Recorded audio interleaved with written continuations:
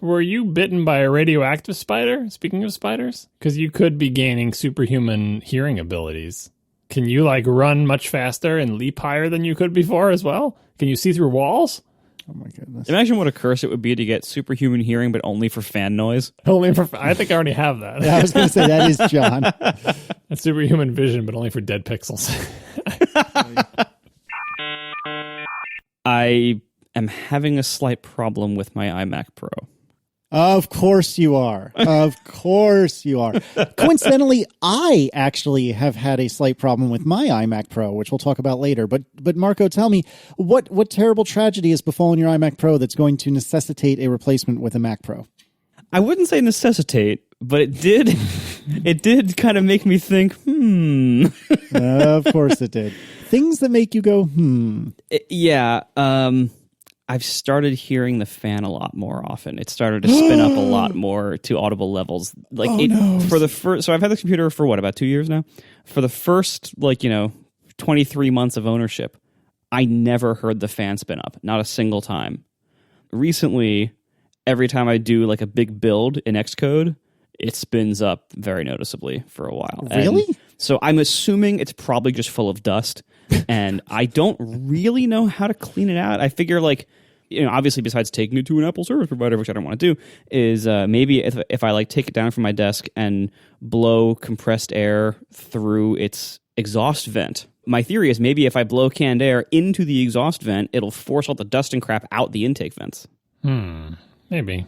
You should look at that. You should take a look at the geometry of the inside of that thing before you... Yeah, I should, yeah. Radarski in the chat says it's full of sand. Or spiders. Well done. Could be done. Spiders. Yeah, that's very good. So I'm hoping this is easily solved with dust, but honestly, if this is just how this computer is now, I'm going to be very upset because one of the things I love most about this computer is I never hear it. And now I hear it frequently, and that's very, very annoying. But it's a very recent thing, so I'm assuming it's something I can hopefully fix. Remember, I told you that the Mac Pro is louder just at idle than an iMac at idle because the fans are not like behind a solid thing, right? Yeah. So you wouldn't. And now the fact that audio never changes, and as far as I could tell, my fans literally never spin any faster than idle ever. Doesn't change the fact that there is sort of a higher low level idle hum. So I'm not sure if a Mac Pro solves this problem for you. Yeah, I mean, honestly, if they had updated the iMac Pro, I might have ordered it to fix this problem. Unfortunately, they haven't. Because if for some reason this problem can't be fixed, if my iMac Pro is just getting flaky because it's 2 years old, which it sure shouldn't, but it wouldn't be the first time that happened to an iMac, then I would honestly, if looking at the current lineup, I think I would still honestly just buy another iMac Pro. I would just feel bad buying two of the same generation. But yeah, this is probably something that's easily fixed, but I sure hope so. The tough thing about it is you're still on Mojave on that, right?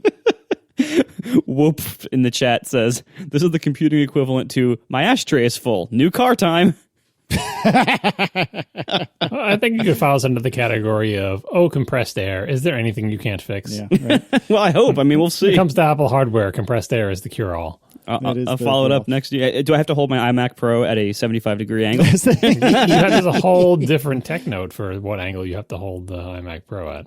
Oh, goodness. I don't even want to think about it. No, the funny thing about this is, for a fleeting moment, I thought, well, could this be software? But you're still on Mojave, aren't you? Yeah, I have not changed my software setup at all. Well, but you never know with Apple these days, which is really unfortunate. In fact, somebody pointed out to me, or maybe I think it was a Insta story that MKBHD put up a day or two back, where he was exhibiting the janky and laggy mouse movement that I was seeing on my old iMac. And he was seeing this, if I recall correctly, on either the Mac Pro or a 16-inch MacBook Pro. And that was a laptop. Was it a laptop? John, defend your honor there. So anyways, I saw that and was like, oh, yeah, I really need to hold off on the Catalina upgrade. Yeah, but it was in a Slack, because when I saw that video, I was like, I've never had this happen to me, because I thought, I have had like cursor jumping around, like when I try to use the Bluetooth mouse with my wife's iMac, but it did not look like that. Like that was like very smooth motion, but delayed by like half a second from the input motion. And I've not experienced that. I've experienced it where you try to move it and it jumps from one place on the screen to another instead of moving in a smooth line. But That is very weird. Yeah, and that is one of the things I saw when I also saw the machine gun trackpad. So, very weird. Well, Marco, I'm sorry to hear that your iMac Pro needs to be replaced with a Mac Pro. But I'm glad that this difficult time where you didn't have a justification for it is now over. Yeah, if there was either a new iMac Pro or an Apple 5K display, it would make this a lot more tempting. Oh, I feel so bad for you in your time of woe. Okay. Well, I had some interesting iMac problems, which we'll talk about later. But we should start with some follow-up as per the rules. Marco, tell me about AirPods and in-flight entertainment systems, if you don't mind. Yeah, so last episode, I basically said how much I love the AirPods Pro and how I really don't plan on bringing any other headphones on planes for the foreseeable future because they're so good and so much smaller than full-size noise-canceling headphones that the travel benefit of the small size and the performance of the noise-canceling is fantastic. And I still stand by that. They're great. But a few people wrote in to say, what if you want to listen to the in-flight entertainment system? That basically, one of the reasons why they still carry headphones that can be wired is that they like to plug in and watch movies on the little screens that are on the in-flight thing. And that's a perfectly valid opposing idea. I just never thought about it because I never do that. I always bring my own entertainment. I bring either an iPad or a laptop or both, and I will watch videos on that if I want to watch something. It just never really came up for me, but that is a totally valid thing. Now, there are little Bluetooth transmitting dongles that you can get for like $20 or $30. Plug into the headphone jack of the airplane, and they will broadcast a Bluetooth signal to a pair of Bluetooth headphones that you have. I have never used one, and I'm not sure whether the AirPods could pair to it or not, because I don't know how the pairing really works there. So that might be a solution, but I can't really speak for it. But certainly for non-AirPods Bluetooth headphones, those things are always fine. But most of those headphones also can be wired optionally, so you're better off just doing that. If it were me, I think I would probably bring my AirPods or AirPods Pro and then bring one of my 84 old earpod, corded earpods that came with my first several iPhones. Like, that's not the most enjoyable way to watch anything on a plane, but if I am slumming it to the point that I'm watching the in-flight entertainment, then at that point, all bets are off. Because I'm like you, Marco, not only do I likely have a computer, but I certainly have an iPad that has certainly used Plex to sync a whole bunch of media that I thought I would enjoy on the flight. So, yeah, this is not a problem that I find myself having, but it is an interesting point nonetheless. Also, it's funny, we're at this point technologically where not only does whatever you want to bring with you on your laptop or iPad or whatever, not only do you probably have better stuff that you enjoy better, and you probably have a bigger selection available if you've prepared it all, but also the screen is likely to be not only larger, but also better quality. Like, Indeed. Those screens in airplane seats are so bad. They must be like TN panels. Like, they have terrible viewing angles and terrible contrast, and they just look terrible, and they're so unresponsive. And yes, I know I'm supposed to listen to the in-flight announcements, but rarely are those correctly volume leveled to the content that plays back on the in-flight entertainment system. So usually what happens is if you turn the volume up enough to hear speech in the movie you're watching, then if there's a pilot announcement, it blows your ears out. It's so loud. Mm-hmm. Right? And so it's very hard to use that and have a good experience. So it's much better to bring your own stuff. As long as you prepared and you have any modern device that has a screen. I'd rather even watch a movie on my phone than watch it on the in-flight entertainment system. That's how much the quality difference matters to me. Yep, I completely agree with you there. The only thing that the in-flight entertainment screens are for is, in my opinion, is either to be off if it's a dark flight, or if it's a light flight, to show the map. Yep. You and I are of the same mind, my friend. Completely agree. And by the way, this is a small thing. 2 little notes that I have. My recent flight, we flew on JetBlue. First time I've flown on JetBlue in a while, because they don't usually go where I want to go. Anyway, all of JetBlue seems like a series of ads now. It's one of those many, I think, American airlines that now during the flight, the in-flight crew comes on and makes long announcements that are credit card offers. Oh, yeah. Yep. This seems like it's crossing a line. So not only are the people speaking credit card offers to you using the same announcement system that they speak important flight information and critical instructions, but then they walk down the aisle holding up this like brochure and offering. It's like, and you can tell the flight attendants don't want to do this. Like, you can see it in their eyes. Like, they're doing this because they have to. They don't want to do it. That's not their job. It shouldn't be their job, but their job is making them do it, right? And so that's ads. And then on the in-flight screen, I just want to watch the map screen. If it's going to be on, just show me the map screen. But nope, it cycles through. It's showing the map screen maybe 10 seconds out of every minute. And the rest of the time it's cycling through like billboard ads on the screen. It's so bad.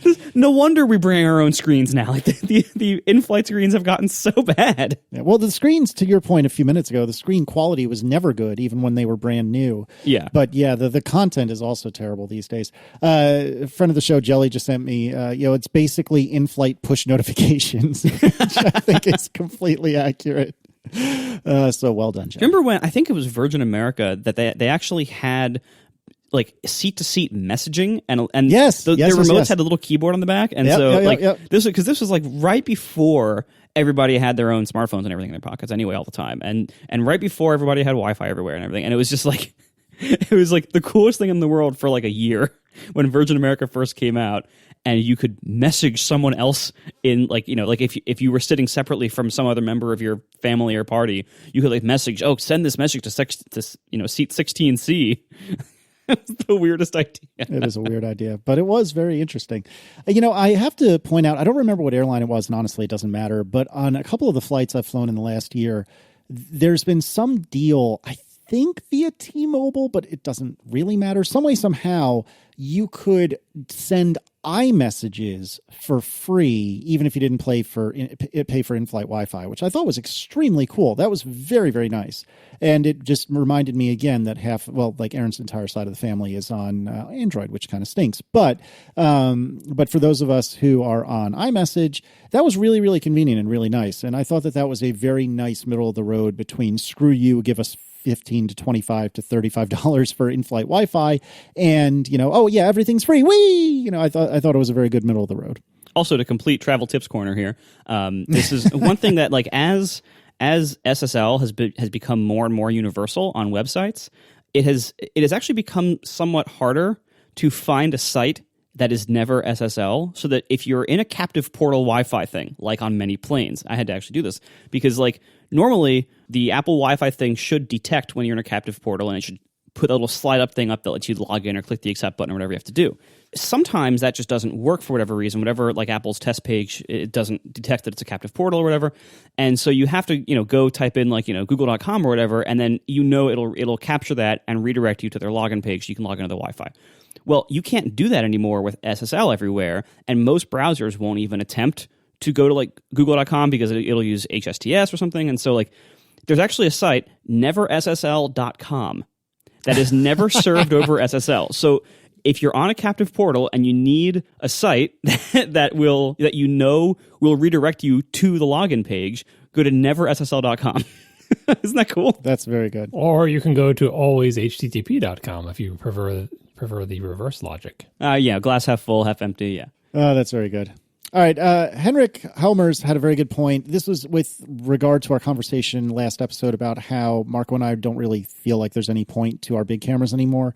That's a summary. You get the idea. Oh, God, please don't email us based on that summary. Please don't email us. That's a dramatically very simplified summary. Yes. But anyway, the point being, Henrik pointed out, and they're spot on, the ergonomics of the iPhone as a camera is very poor. I would argue the iPhone has worse ergonomics than any physical camera currently for sale. I don't know if I want to take that bet or not, but certainly the broad point is absolutely true, that the ergonomics of trying to physically operate the iPhone as a camera is not great. But I stand by what Marco and I were saying, that for 80 to 95% of my use cases anyway, it's the best camera I have these days. I think that's an area for possible improvement. I mean, we know that the battery case has the camera activation button to launch the camera app, which is a step in the right direction. Because when you need to quickly take out your phone and use it as a camera, it's a tricky skill. It's a tricky thing to become good at. It's a small object that's pretty uniform and smooth around all the edges. You may have to tap something on the screen if you don't want to use like the volume button shutter or whatever, but depending on how you have it oriented, you might not know where all that stuff is going to be. by adding affordances for quickly being able to launch the camera app and use it to take a photo, that makes the phone a more valuable, more useful camera. And I think you can do some of that without making like the phone camera shaped. Like if you just, I mean, we've talked about a dedicated camera button for years, but not just the one that launches the thing, but a dedicated shutter button, other than using volume, and maybe multiple buttons.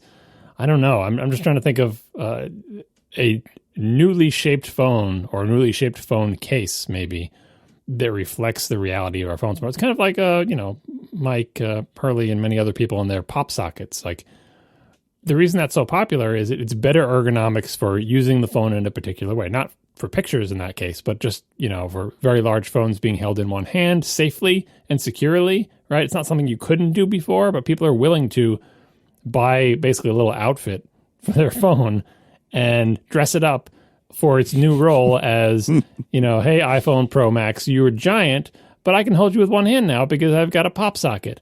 I can imagine like something like a smart connector or other kind of sort of smooth contacts on the naked robotic core that is the iPhone that allow you to put on basically a camera case that has more grips and shutter buttons in various places so that you could take out your phone blindfolded, point it in a direction, and take a photo.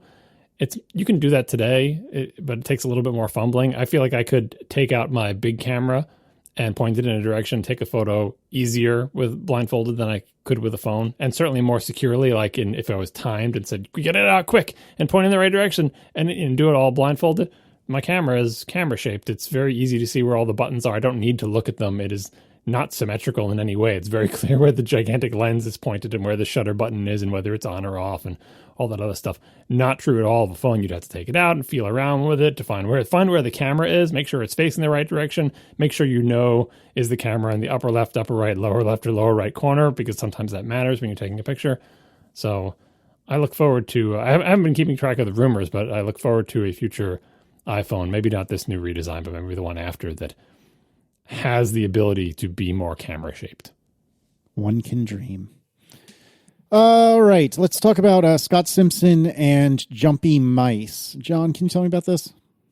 Yeah, we're going to talk more about mice later. But remember when I first got my Mac Pro, I was saying how I'd hooked up the little Logitech dongle RF receiver thingy, and when I put it in the back of my computer, it was getting terrible signal. My cursor was jumping all over, so I used that little Apple USB-C to USB-A adapter, which is like 3 or 4 inches long, and put the little RF dongle in that, and it worked. And I was putting it on the top ports, like instead of being around the back, I was putting it on the top. In retrospect, I should have realized that like the 1.5 foot distance between the back of the computer and the top of the computer surely is not accounting, that doesn't explain the incredible difference in signal quality that I was getting. So here's the actual explanation, and I find this depressing and somewhat infuriating. This is an Intel paper. Intel, the company largely responsible for USB. It's on their website. I don't know if the people did it, but anyway, it's a study showing that the noise generated by USB 3.0 data can have an impact on radio receivers whose antennas are placed close to a USB 3.0 device and or USB 3.0 connector. We will put the link in the show notes. It's a PDF. We apologize for the PDF.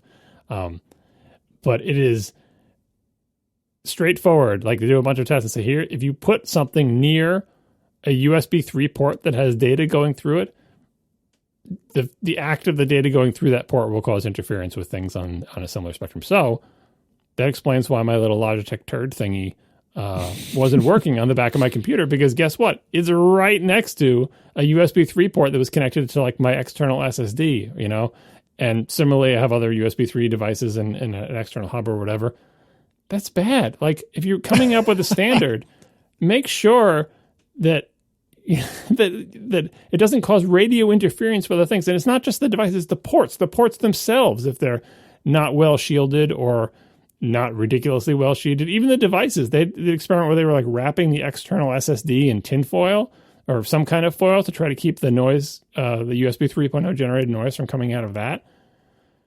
I feel like this is the type of thing you should figure out before you release the standard to the world. That if you have, and it's 3.0 only, it's not apparently not 2.0. So here I am with a bunch of USB 3.0 devices coming out of the back of my computer, and that's why it was different when it was on the top, because the signal, the interference decreases rapidly as you move away from the port or the device. So being on top of the computer, it wasn't like it was closer to the mouse; it was farther from the USB 3.0 port that had a lot of data going through it.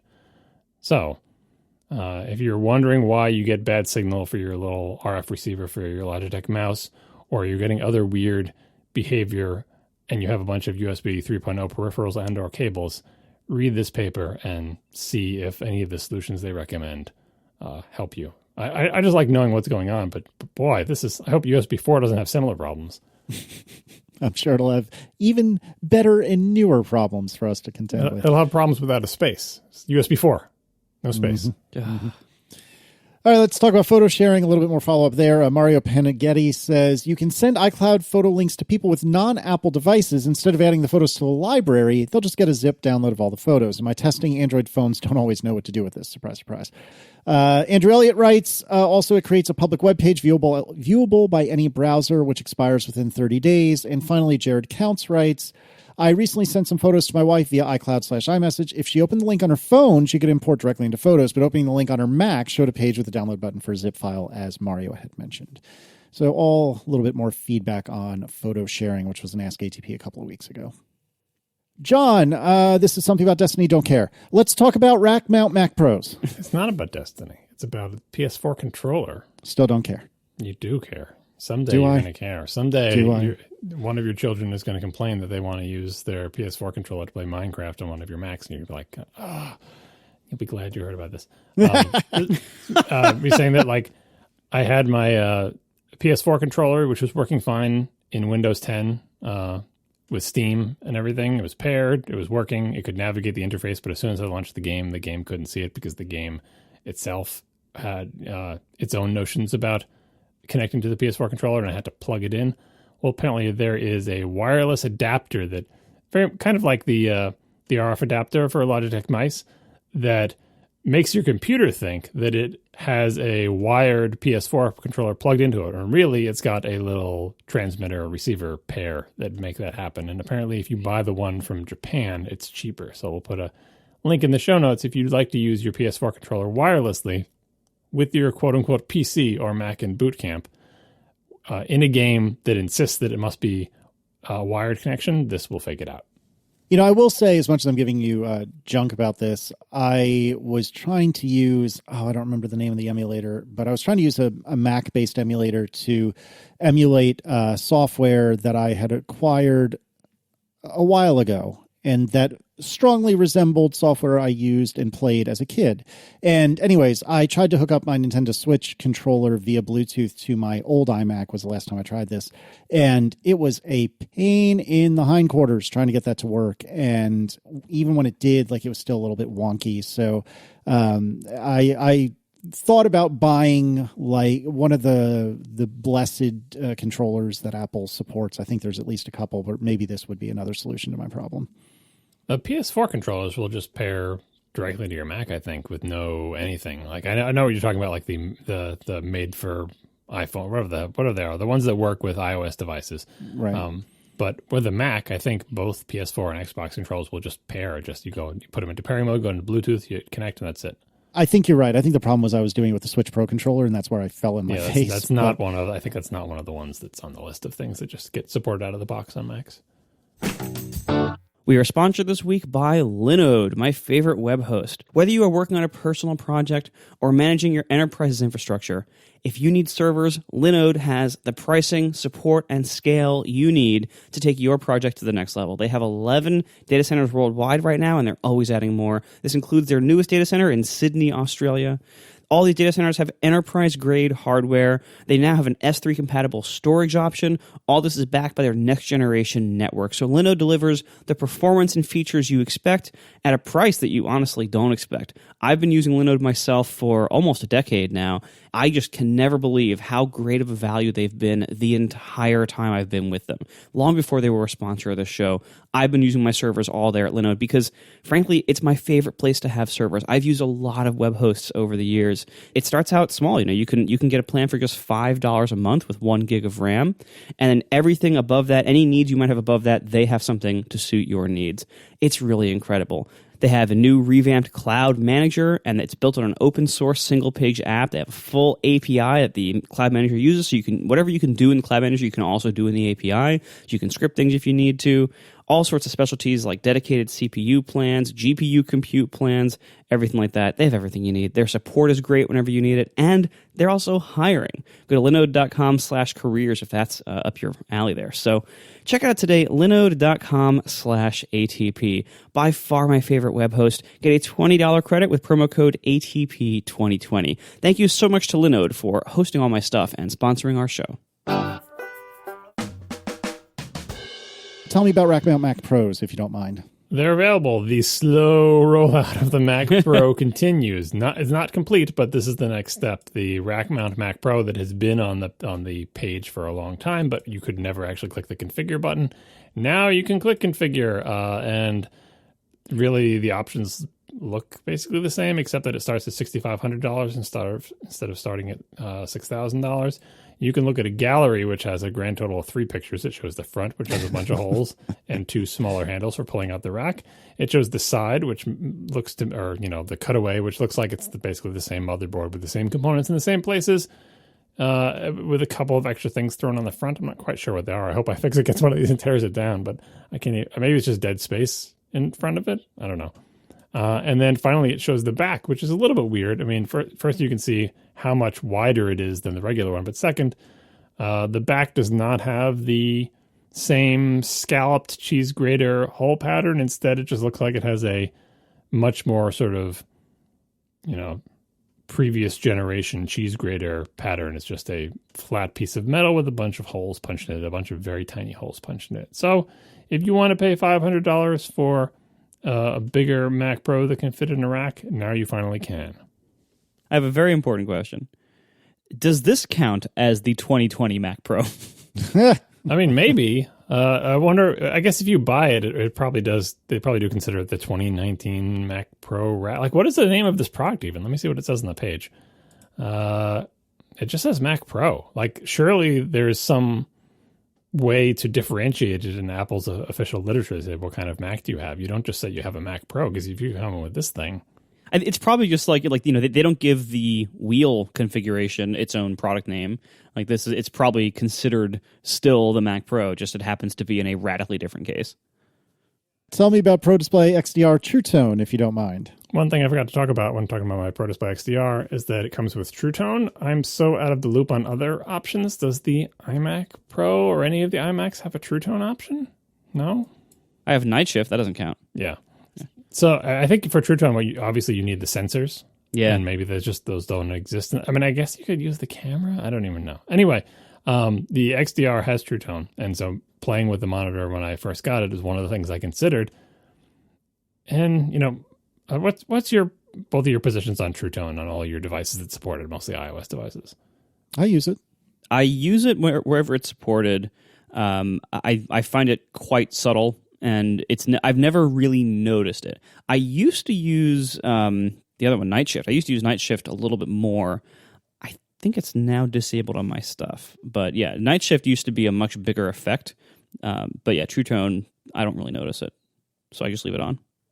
Yeah, so on my iOS devices, I use TrueTone all the time. It's kind of one of those things, like when it first came out, I was like, do I really want something trying to mess with the colors based on what it thinks about the environmental colors? Isn't that going to look weird sometimes? Wouldn't I rather just have the screen just do accurate colors all the time, regardless of my ambient light? But I don't know. I guess I just went with it, figuring that if I enable it and I don't notice any difference, that it means that like the light hitting my eyes in contrast to the surrounding light, I'm not optimizing for the accuracy of what is emitted. I'm optimizing for the accuracy of what gets to my eyeballs, which includes some reflected light, and I don't know. So anyway, I leave it on, and I'm fine with it. But on this thing, I'm like, well, I'm going to be editing photos on here. Do I really want this thing messing with the photos? So I've tried it on and off, and it's the type of thing where if you turn it on, you very quickly stop noticing that it's on. But as soon as you turn it off, you're like, wow, that's a big color difference. And usually it's shifting it more blue, right? So you turn it off and it looks bluer than normal. I don't know. Like I think I'm going to end up leaving it on, but it's definitely like a different vibe. Like if the thing is, it has a nice fade effect too. It doesn't just switch immediately. Like I just turned it off and I was like, everything is blue. Yeah. Yep. And when I turn it on, like for a second, things start to look a little yellow, but then everything acclimates, and I don't know. It's a little bit of a conflict in my life here. I think I'm probably just going to leave it on, edit all my photos with it on. I think if like on a sunny day with all the windows open or the blinds open, that it'll basically be the same. But at night with this weird artificial lighting on. And the second thing is there's two different presets that come with this, like in the color profiles below. One says Pro Display XDR and then in parentheses P3-1600 nits. And the second one says Apple Display P3 500 nits. And I've tried each one of those things. And other than, I assume, the top preset being able to go to the maximum 1600 nits when you play the HDR content and the bottom one not, I can't tell what the heck they're doing. So I'm just leaving it on the default. It came out of the box set to P3 1600 nits, and I'm just leaving it on that. I have no thoughts about this whatsoever. Yeah, this is the thing. This is the thing about HDR. I mean, this is my first HDR experience. I know technically, like the iPhones have HDR, yada yada, but like this is my first display that has HDR that you can really notice, especially in Windows, which handles this terribly. When I try to play Destiny in HDR and then like get the game to switch back to the quote unquote desktop in Windows, when it goes into HDR mode, like the entire like non-HDR content, like just your icons and Windows or whatever, looks like washed out and gross. Like it changes the colors of that to support HDR. And so you can sort of catch a glimpse of what the rest of the world would look like in HDR mode. But when you leave the game, it switches out of HDR mode in Windows and goes back to like regular display so that, you know, white stuff looks white again instead of everything looking like a gray haze over it. The Mac handles it much more gracefully. So when I play HDR video, I can tell that the brightest whites in that HDR video are so much brighter than any other white that's been on the screen before that. You can narrow the gap by cranking the brightness up to max, but you do not want to do that. I mean, I think we all know on these modern displays, on modern desktop displays, putting the brightness at max will burn your eyeballs out. Don't do that, right? Yeah. But the HDR, like I don't think there's a way to get it to display like an all-white text edit window at 1600 nits, unless you put that in a movie, right? Because I think the display will never, it's not the Mac desktop experience is not high dynamic range as far as I'm able to tell. Only video is that, and that means only video is going to reach those peaks of 1600 nits. At least that's my understanding. And if somebody who actually knows stuff about reference monitors and HDR displays and macOS specifically has any guidance or something I can read or answers, please write into the show and let us know. All right. So things seem to be mostly good with your new Mac Pro, but I see the following in the show notes. Quote, Mac Pro Ethernet wonkiness, quote, and coincidentally, I have iMac Pro Ethernet wonkiness that I'd like to discuss after you're done. But tell me, is there trouble in paradise, John? So my Ethernet wonkiness is, it's a quick one, but it's a thing that the other 5 people listening to this show who have Mac Pros may run across. So my Mac Pro, like most of my desktop Macs, I just turn off Wi-Fi because I want wired connections for everything. I don't want them bothering sending their signal, transmit and receive signal out into the air. Just get off Wi-Fi. Don't need it. Don't want it. You don't use AirDrop then? Or Apple Watch Unlock? No. I mean, I'm not using Apple Watch Unlock. I don't wear a watch, right? And AirDrop, no, don't use AirDrop. I don't hand off. I don't want the little icon sliding up next to my dock. I don't want any of that. I'm assuming that your previous Mac Pro was not AirDrop compatible. My previous Mac Pro did not have Wi-Fi. Right. I would suggest turning it on for AirDrop, because if you do the little network preferences priority list and just put the Ethernet first, all your networking stuff will still go over Ethernet, but leave the Wi-Fi on for AirDrop. Yep. What do you think I'm airdropping? Anything, photos, anything. Yeah, like sometimes I'll send a photo from my phone to my Mac if I want it like immediately there, like without waiting for sync. Sometimes Tiff or I will AirDrop things to each other's computers. It occasionally, like, if the network isn't working right, or if it's just fast, or if it's from iOS to the computer. Yeah, there's lots of times where I use it. No, I don't think I have occasion to transfer anything from my iOS devices to my Mac that's not like already there through some sync process. But I'll keep it in mind if it ever comes up. I certainly have the capability now, unlike my previous computer. But anyway, I connect the Ethernet. The Mac Pro has two 10 gigabit Ethernet ports. I personally, in my house, have an 8-port switch that's the same 8-port switch that I've been using with my 2008 Mac Pro. It's not as old as my 2008 Mac Pro because I think I replaced it at some point in its lifetime, but it's not a new switch. It's old enough that I can't get a replacement that looks like it because I needed a bunch of switches. I think when I got the Synology, that wasn't that long ago, right? But it wasn't that long ago. That was almost 7 years. Well, my Mac Pro was my Mac Pro was 3 years old then. When I got that, I said, "Oh, I want to get some switches. I'll get the same one that I've been using with my Mac here," and I couldn't find it because they changed the models around or whatever. So anyway, it's a pretty old switch, is what I'm getting at. But it's a gigabit Ethernet switch, and it's a dumb switch. It's what could have changed since then? Well, something about this switch and the existence of 10 gig Ethernet do not get along with each other. It makes sense because when I bought the switch, 10 gig Ethernet did not exist as a standard over copper, as far as I'm aware. So it kind of makes sense that this switch wouldn't expect that. Anyway, when I connected everything up on my Mac, and one of the things I did was a speed test to make sure that I had everything working the way I wanted, and my internet speeds were terrible, so incredibly slow and so incredibly close to 100 megabits that it immediately became clear to me that my interface was probably set to 100 megabits. And sure enough, I went into the Ethernet hardware settings, and it was like hardware speed, and it had selected 100 megabits, which is the wrong choice. And so basically what it comes down to is, in the negotiation between my Ethernet switch and my Mac, they could not see eye to eye, and I think my Ethernet switch said, fine, I'm just defaulting to my slow speed, so I went to 100 megabits. So I just manually set it to gigabit, and problem solved. But if you also have a semi-old Ethernet switch connected to your 10 gig Ethernet, be aware that they may not be friendly with each other, and you may have to do what I did, which is just manually set it to gigabit, and then lo and behold, hundreds of megabits a second up and down to the internet. Problem solved. So let me tell you my tale of woe, because I've had a stressful 24 hours. And let me give you the extremely short version that Marco can drop in if he ends up cutting all this.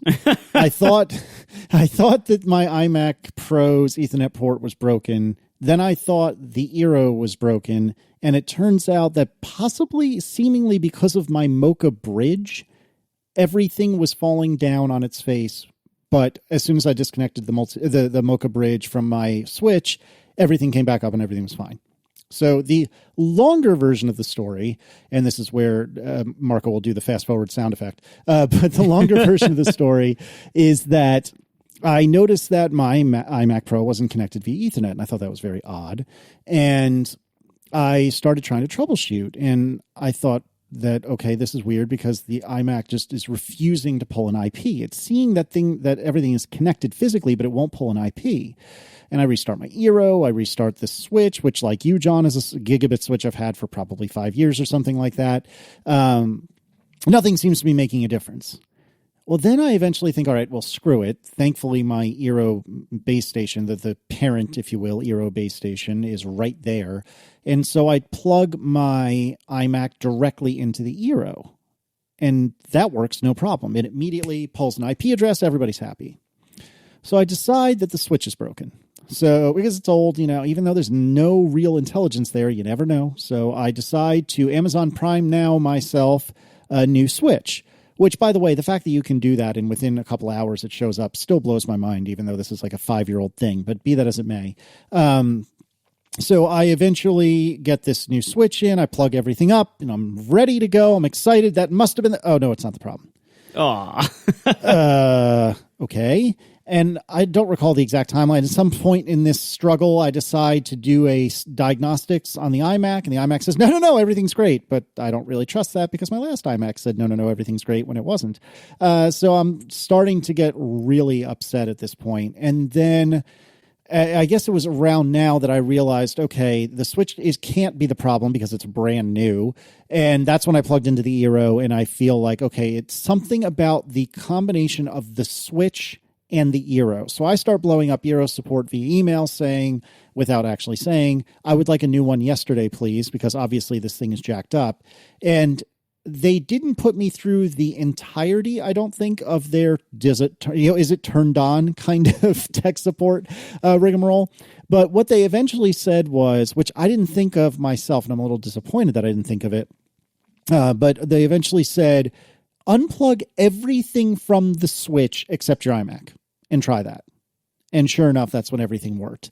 And if this by some miracle actually makes it in the show, I would love to know from someone who knows more about this than me, why would the Mocha bridge cause everything to fall down? So if you're not familiar with what that is, it's an acronym, something over coaxial, I think, media over coaxial or something like that. I don't know. But anyways, I still have TV service through Verizon Fios, and the way that our set-top box gets the TV guide, or whatever you want to call it, is through the internet. But the only way the set-top box is connected to the internet is via coax, the same cable that the video comes through.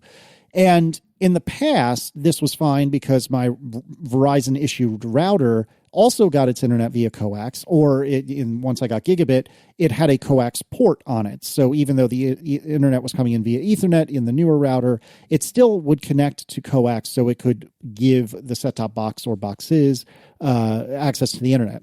Well, what I did was, because I didn't want to use the Fios router anymore, and I really like Eero, which is a past sponsor and probably future sponsor, but I really like them. I decided I wanted to use my Eero, and so I got this thing called a Mocha bridge, which is basically you plug coax into it, you plug Ethernet into it, and it, guess what, bridges the two networks. And I don't know what it is about this Mocha bridge that caused everything to fall on its face, but since I have unplugged it, everything's been working great, except of course, the set-top box. But if you know more about this stuff than I do, I would love to know how that could be a thing, other than maybe the bridge just needed to be like restarted or something. But I don't understand how that Mocha bridge could have taken down my whole darn network. So if you know, and if this actually made it in the show, I would love to know. So please do let me know. I never trusted those Mocha bridge things. I don't like the idea of Ethernet over coax along with video signal. It just always seems janky. That's why I've always wanted just like a box that's on the wall of my house, and what should come out of is an Ethernet cable and nothing else. Right? Yeah, which is what I have now. And I do, when everything works, I actually do like the Mocha bridge. I have a fairly old one, and I don't recall what generation it is, but my understanding, having briefly looked into it, is that you can actually get gigabit or near gigabit speeds over more modern Mocha bridges. And that's really important for someone like me who is too lazy to run Cat 6 throughout the house, but really would like to have an Ethernet drop across the house. Now, in my actual circumstance, I only use the Mocha bridge for the purpose of the set-top box. But if I wanted to go, like my office is in the upper right corner of the house, if you will, and the family room is like below it and halfway back, and the kitchen is below it and on the opposite side of the house. So if I wanted for some reason an Ethernet drop in, say, the kitchen, I could use Mocha bridges to get that Ethernet drop. I already have one that usually is plugged in up here in the office, and I could put a second one down in the kitchen, and then I have an Ethernet drop right there. And so in that sense, it's super convenient because I can just ride on the stuff that's already in the walls. But yeah, something has gone very, very wrong with this, and I don't understand what, and it's kind of driving me crazy. I don't know. So thank you for indulging me, and we'll see if this actually makes it in the show. John, tell me about your sleep-wake battles, if you don't mind, please. This is another thing about, I don't know, all new computers, most new computers in my life. That's one thing I appreciated about my 2008 Mac Pro, and a thing that I hate about most laptops, sleeping and waking. My Mac Pro, my previous Mac Pro, it had energy saver settings where you could say, do you want it to wake for network access? And you could do scheduled wakes and sleeps. I think those are basically the only options. And you could also say when the screen goes to sleep and how long at idle before the computer goes to sleep. And all those settings worked all the time. I know that doesn't sound like much, but anyone who has a laptop or another Mac that they have these issues with knows that's not, you don't take that for granted. Like the settings I had on my old Mac Pro were never sleep by yourself except for during the schedule. The schedule was wake up at like 3 a.m. and then I had Backblaze scheduled to run then, and then go to sleep at like an hour and a half or 2 hours later, right? So if you just left my Mac awake all the time, it would eventually cross 3 a.m. and do its thing, and then it would hit its scheduled sleep and it would go to sleep, right? But otherwise, it would never automatically go to sleep. So that's so I could have like long-running downloads or other sorts of things. And in theory, all those sort of long-running operations should already keep the computer awake, but sometimes they didn't, especially in the old days. So it was just nice to be able to have a computer that I knew would act in a predictable way. And when I put it to sleep, which I did, frequently, I never shut it down, but I wouldn't just leave it running all day because it's a big thing that uses a lot of power. I'd put it to sleep when I'm not using it, and it would just immediately go to sleep, and it wouldn't wake up until either that 3 a.m. wake up time came or until I came back and woke it up. Again, not necessarily true of laptops. So this new computer has more settings than the old one did. It has all sorts of other things that will wake it up. Some of them are sort of revealed in the UI, like it's got power nap, which I think my other thing didn't have, that lets it like wake up silently and check for email and do time machine backups or whatever. I don't know how silently it does those wake ups. And it's got startup after power failure. I think my old one had that. And then it's got wake for network access and, the hard disk sleep option, and all the good stuff. But with this computer, I was having a bunch of issues where I'd put the computer to sleep when I walked away from it, just, my old habits from my old Mac. And I'd come back in the room a little bit later and I'd eventually realize that the computer is awake. The screen is still black, but the computer is awake.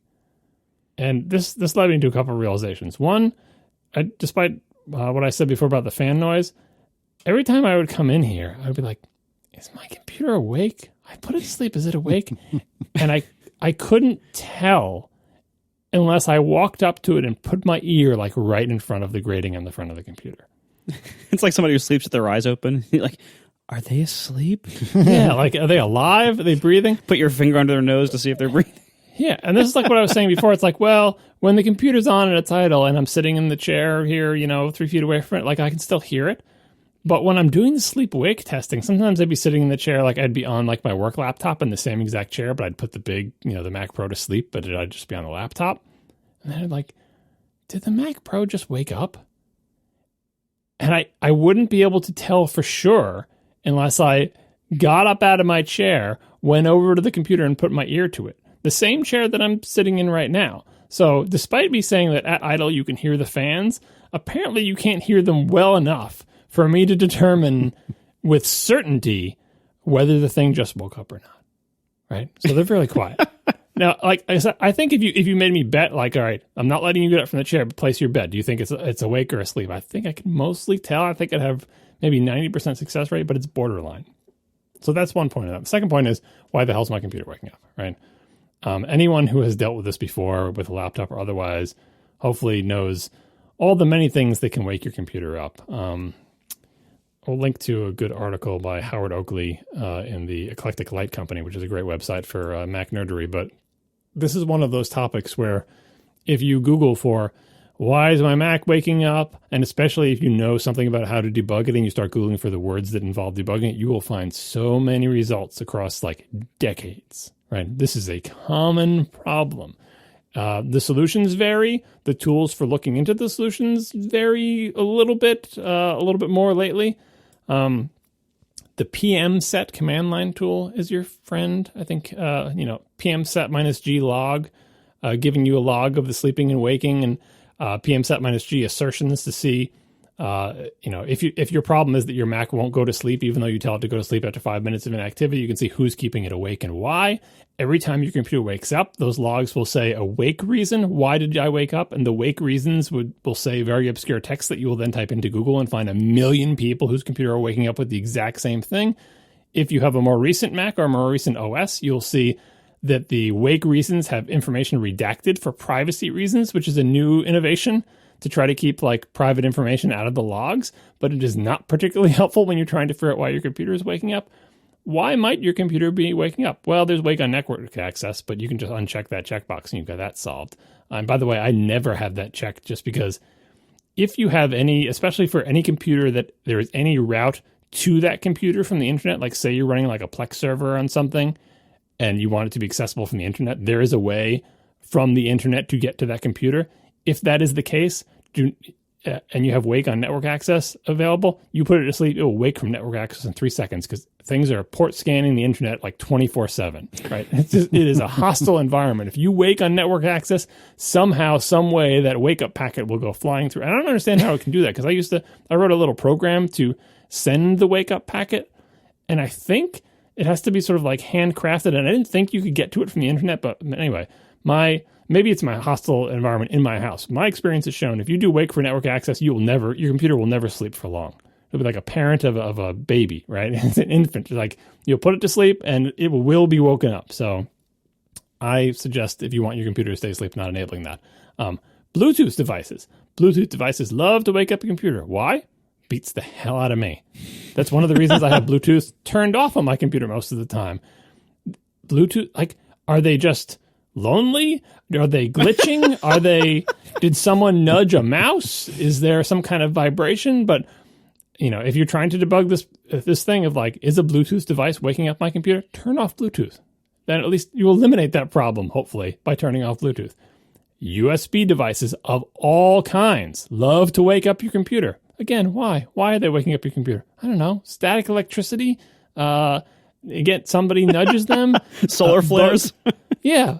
Bugs in the firmware, like external hard drives USB hard drives that the thing tries to spin down when they're idle, but then like wake themselves back up. Like if and you'll see like wake reason, HID, USB, blah, blah, blah. And you're like, what does that mean? What is waking up my computer? Why won't you stay asleep? Again, much like infants. Why won't you sleep? Why won't you sleep for more than 30 minutes? You're killing me. So anyway, I went through that procedure with this computer over the course of the first week I had it. I did eventually get to the point where I am now, where when I put it to sleep, it stays asleep until the scheduled wake up time. But it did take going through all this stuff, removing. I had a USB hard drive that was always connected, and I said, "You're not going to be always connected. I'm only going to connect you when I need to boot from boot camp, and otherwise you're going to sit on a shelf." Turned off Bluetooth, disabled wake for network access. Found a bunch of other programs that were putting in assertions that were keeping it from idle sleeping, and so I think I'm mostly okay. There's this other thing, by the way, called dark wake, which is where I think it's where it wakes up but doesn't turn the screen on. I think that's this affiliated with power nap. Sometimes you'll see a dark wake. Anyway, PMSet -G log will show you the sleep wakes, and I was graphing them. There is another stuff like the real-time clock, what is it? MDNS resolver, whatever that thing is, the thing that was Discovery D, we got changed back. That wakes your computer every 2 hours to do some real-time clock maintenance, something yada yada. But anyway, since you have a log of these events, you can graph them and see when is my computer waking up and when is it going to sleep. And it has been improving to the point where I feel like it's an understandable, predictable cadence. It will sort of wake up without turning the screen on and do some kind of maintenance thing that I'm pretty sure I can't stop it from doing. I don't understand what real-time clock maintenance means other than perhaps, I don't know, synchronizing the real-time clock with an NTP server. I don't know what the hell it's doing, but occasionally it wakes itself up every 2 hours briefly and does a thing and goes back to sleep. But as long as it mostly stays asleep, I'm happy with it. So I don't know if this is going to help anybody, except to let you know that if you're having problems with your computer waking up when you don't want it, or problems with it going to sleep when you command it to, or letting it go to sleep from idle, there's a world of pain out there, but it is possible to defeat it with a little bit of effort and process of elimination. Kind of like Casey with unplugging everything and turning everything off with his various routers and that story that you may or may not have just heard in this podcast. Yeah, and this is one of the things about desktop computers that I feel like sleep-wake battles can be won, because the environment that they exist in is controlled in some way. It's not constantly on the go, connecting to weird networks and having all sorts of weird peripherals and docking things. It's sitting in one place with one set of stuff connected to it. it is a winnable war, but the variety of things that think they need to wake or half wake up your Mac has grown over time. And now I feel like it's just barely manageable. We are sponsored this week by Mack Weldon. Better than whatever you're wearing right now. Mack Weldon believes in smart design, premium fabrics, and simple shopping. It will be the most comfortable underwear, socks, shirts, undershirts, hoodies, and sweatpants, and more that you will ever wear. So they were known for their line of silver underwear and shirts. These are naturally antimicrobial because they actually have silver fiber woven through them. And what this means is that they eliminate odor. So like I wear the silver t-shirts all summer long and whenever I work out, because it's great because you basically can't stink in them. Like, I don't know how it works, but it does. And the underwear I wear every day, that's been my go-to underwear for years now. And again, the silver t-shirts, amazing for summertime and for working out. And then they also have a full line of other products as well. So I also, when I work out, I wear their sweatpants or sweat shorts. Every day I'm wearing their underwear. I'm usually wearing some of their socks too. And I'm almost always wearing one of their shirts. They have amazing Pima cotton t-shirts, long sleeve and short sleeves. In the winter, I love their warm knit long sleeve shirts, like a waffle knit shirt. Love those. Very high quality, very soft. All this stuff fits really well. And they have a whole line of other stuff to see. You got to see Mack Weldon stuff. It's really top quality. And I would say especially focus on the underwear and the shirts. I think that's what they really do best. So see for yourself at Mack Weldon, MackWeldon.com, and you can get 20% off your first order with promo code ATPPodcast. And I got to say, you really got to check this stuff out. It's really good. I love Mack Weldon stuff. I'm wearing it every day. They want you to be comfortable. So if you want to try a pair of underwear, if you don't like it, you can keep it and they'll refund you, no questions asked. Pretty cool. Once again, MackWeldon.com. For 20% off your first order, use promo code ATPPodcast. MackWeldon.com, promo code ATPPodcast. Thank you so much to Mack Weldon for sponsoring our show. Tell me about your Finder toolbar battles. That's that toolbar that kept popping up in the Finder that I would dismiss, and it would reveal itself again. As I look at the Finder windows in the background now, both of them have the toolbar visible, despite me hiding the toolbar on both of those windows at least 5 times today. They're back. The theory on this, and this was my theory as well, but I didn't know how to test it and didn't know how to fix it, was that various third-party apps that can add toolbar buttons to the Finder toolbar could be causing this to happen. One of those apps is Dropbox, which I believe, let me go to Customize Toolbar and see if I can see it here. There's a Dropbox item in Customize Toolbar. I don't have that item in my actual toolbar, but it's in the Customize sheet. And I think something about the interaction between like whatever that plugin is lurking inside Dropbox and the Finder is causing Dropbox to do something that triggers the Finder to show the toolbar in all the open windows. I can't really uninstall Dropbox because I want to use Dropbox. Oh, you can. I've done it. I'm Dropbox free. And in terms of client app, anyway. Yeah, then you got to use the web interface. Are you using like Transmit or the web interface? Web interface. And the only time I ever really use it is to send you or Mike files. Yeah, You've got that thing going on your Synology, but I'm not ready to do that. I use Dropbox not just for podcast stuff, but for personal stuff as well. Yeah, that's what the Synology thing is for. Yeah, no, not attractive. But I would like to find a way to disable the Finder integration. That used to be an option in many versions of Dropbox ago. There was a checkbox that says, do you want Finder integration? I think that also applied to the little badges, but now there's an official Apple-supported API for the badging, so there's no more checkbox because it's not a hack anymore. I think the toolbar thing is also not a hack. It's also an official API, so this may be some kind of Catalina bug. But anyway, once again, asking for help. If anybody knows, A, if it actually is Dropbox, I suppose I could uninstall it and find out, so I should just do the experiment myself. But if it is Dropbox causing my toolbars to appear, and B, how I can stop Dropbox from insisting on putting that toolbar button there that I'm never going to put in my toolbars because I don't like toolbars. Oh, John. All right, Marco, you had an interesting post just a couple days ago about pro mode and low power mode. Would you care to talk to us about that? I love that John and I now both blog so infrequently. And Casey, I think you're getting there. We blog so infrequently that every time we post a blog post is worthy of discussion on the show. This topic was in the notes before you blogged about it, because I thought it was hilarious that there was a rumor that the thing that you've always wanted, low power mode, that the rumor was that Apple was doing the opposite. Oh, you want low power mode? How about high power mode? What do you think of that? Yeah, exactly. Yeah, so there was this rumor from 9 to 5 a few days ago about that in a Catalina beta, there were some string references found that suggest that Apple is working on something called possibly Pro mode, which would be a way to temporarily enable higher performance. And it kind of suggested that maybe it might have to do with like raising the fan speeds to basically increase the thermal output. And so presumably, like, because modern laptops and computers, like modern processors, are limited with a certain thermal limit. And if you apply more cooling to them, they can usually get more performance, or at least longer sustained peak performance, before having to throttle the speeds closer down to the base clock speed. Like modern Intel Turbo Boost basically lets the CPUs burst way above the advertised clock speed much of the time that they're in use. And in fact, the advertised clock speed, like under normal operation, that all that is the minimum that they're guaranteed to be able to sustain under indefinite load. But a lot of times, even under a constant load, modern processors can sustain way above their base clock. But they can sustain way, way above it for a really short time.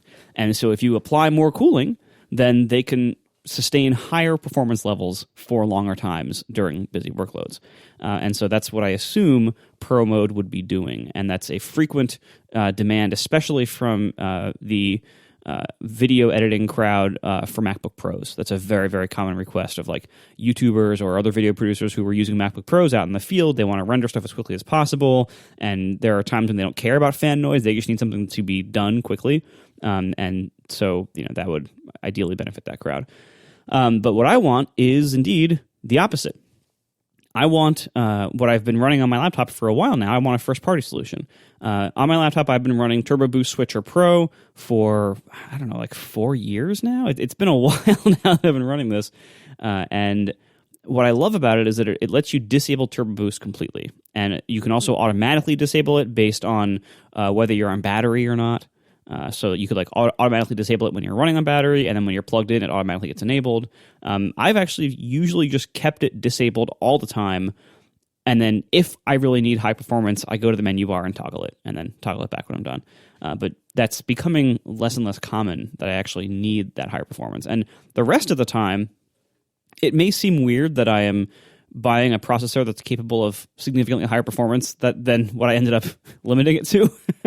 But it's actually really, really nice when performance is not your highest priority to have a laptop that is much more pleasant to use in other ways. So when you disable Turbo Boost, you lose a lot of your single-thread performance. It could be up to half of your single-threaded performance.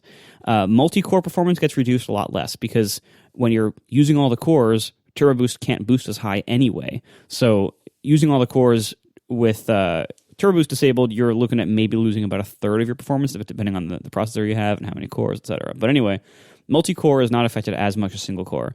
But what's great about this is that the laptop, when not using Turbo Boost, runs significantly cooler because the maximum wattage is significantly capped, way lower. You can look at my blog post for all the actual numbers here, but it runs way cooler, and that also means that the fans almost never spin up. It's almost impossible to have the fan spin up when Turbo Boost is disabled. In fact, I heard from a lot of people who like playing games this way because it keeps the fans from just going crazy when they're gaming. Windows has a control that I think does this. There is like a slider in Windows that is like performance or battery life, and I don't know what that's adjusting, but people pointed it out as a thing in response to this. But anyway, so when you run disabled, so it runs way cooler, it runs way quieter, and you get way more battery life. So you are giving up a good amount of performance, but a lot of times that's not noticeable. Like most of the time I run my laptops this way and it's fine. Most of the work I'm doing on a laptop is casual work like, email, web, social stuff with occasional bursts of Xcode productivity. And when I'm doing that, like I can get through a whole cross-country flight using Xcode and not worry about the battery because it actually will last the entire flight pushing it with Xcode without a problem when Turbo Boost is disabled. So it's a wonderful way to have a laptop. And the reason I asked for it now is, not only is there a chance that Apple's listening and therefore, I figure like, hey, while you're in there, while you're making an option for Pro mode, this would be a perfect like other end of that slider. Give us low power mode. iOS has low power mode. People use it all the time. It's a great idea because, the point I'm in making the post is like all these trade-offs of like power and heat versus performance and battery life.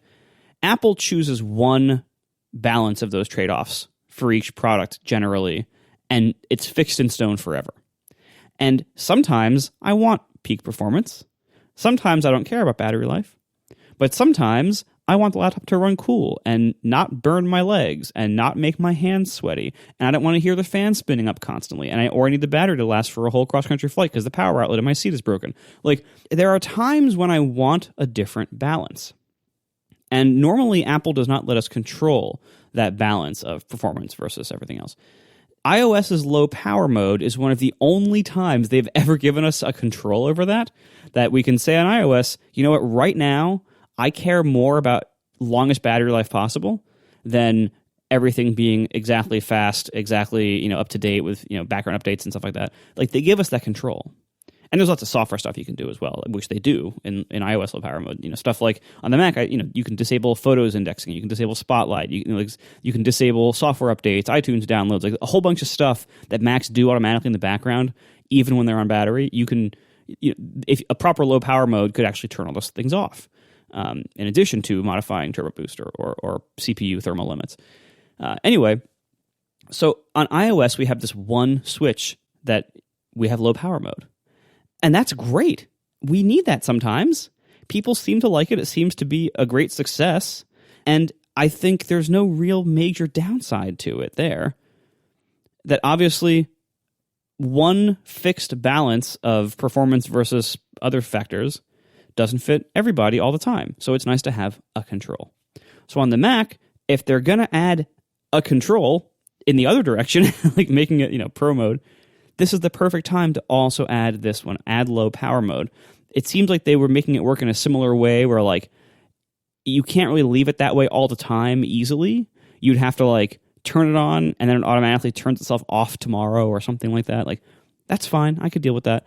And the reason that I'm caring about this now is because Turbo Boost Switcher Pro is probably going to stop working later this year with whatever the next version of Mac OS is, because it shows this warning on Catalina of like, this developer needs to update this because it won't work with a future version of Mac OS, which of course means probably next year's or this year's version.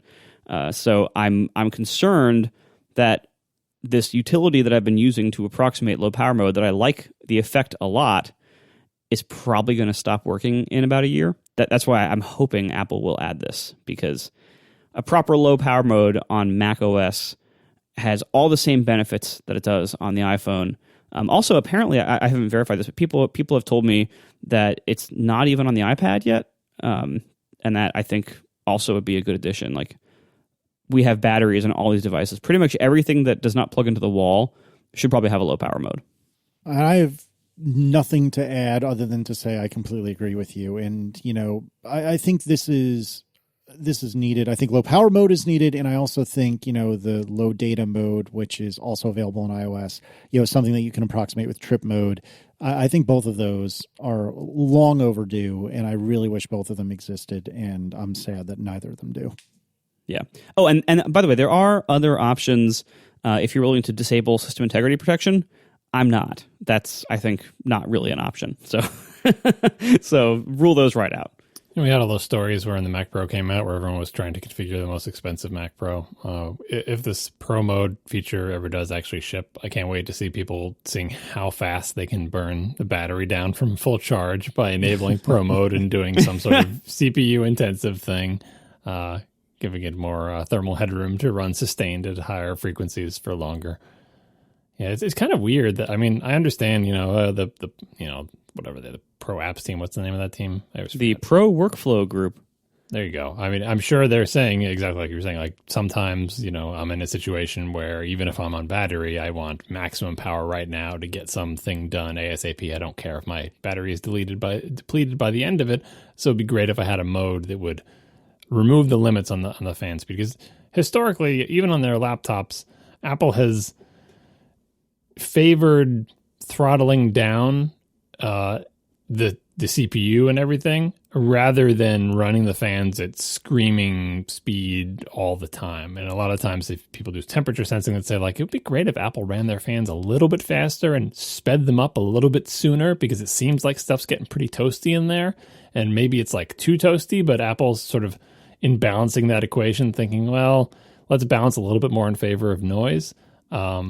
So I see how the Pro Workflow Group could say that balance is not really the right balance for us. So can you give us a mode where we crank it up? But it is really amazing that, if this rumor is true, to even think that they would do this and not do low power mode.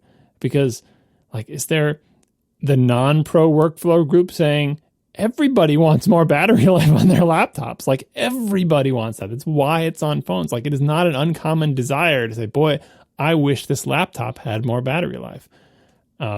Maybe the optimistic take is like, well, don't you worry about that, because when the ARM laptops come, you're going to have more battery life than you know what to do with. But that doesn't really make much sense because the phones are ARM and they have low power mode. So I really hope low power mode comes out, is a higher priority than the opposite of low power mode. Like it seems like the priority should be low power mode first, and then kind of like the Mac Pro for those weird Pro people. Yeah. Okay.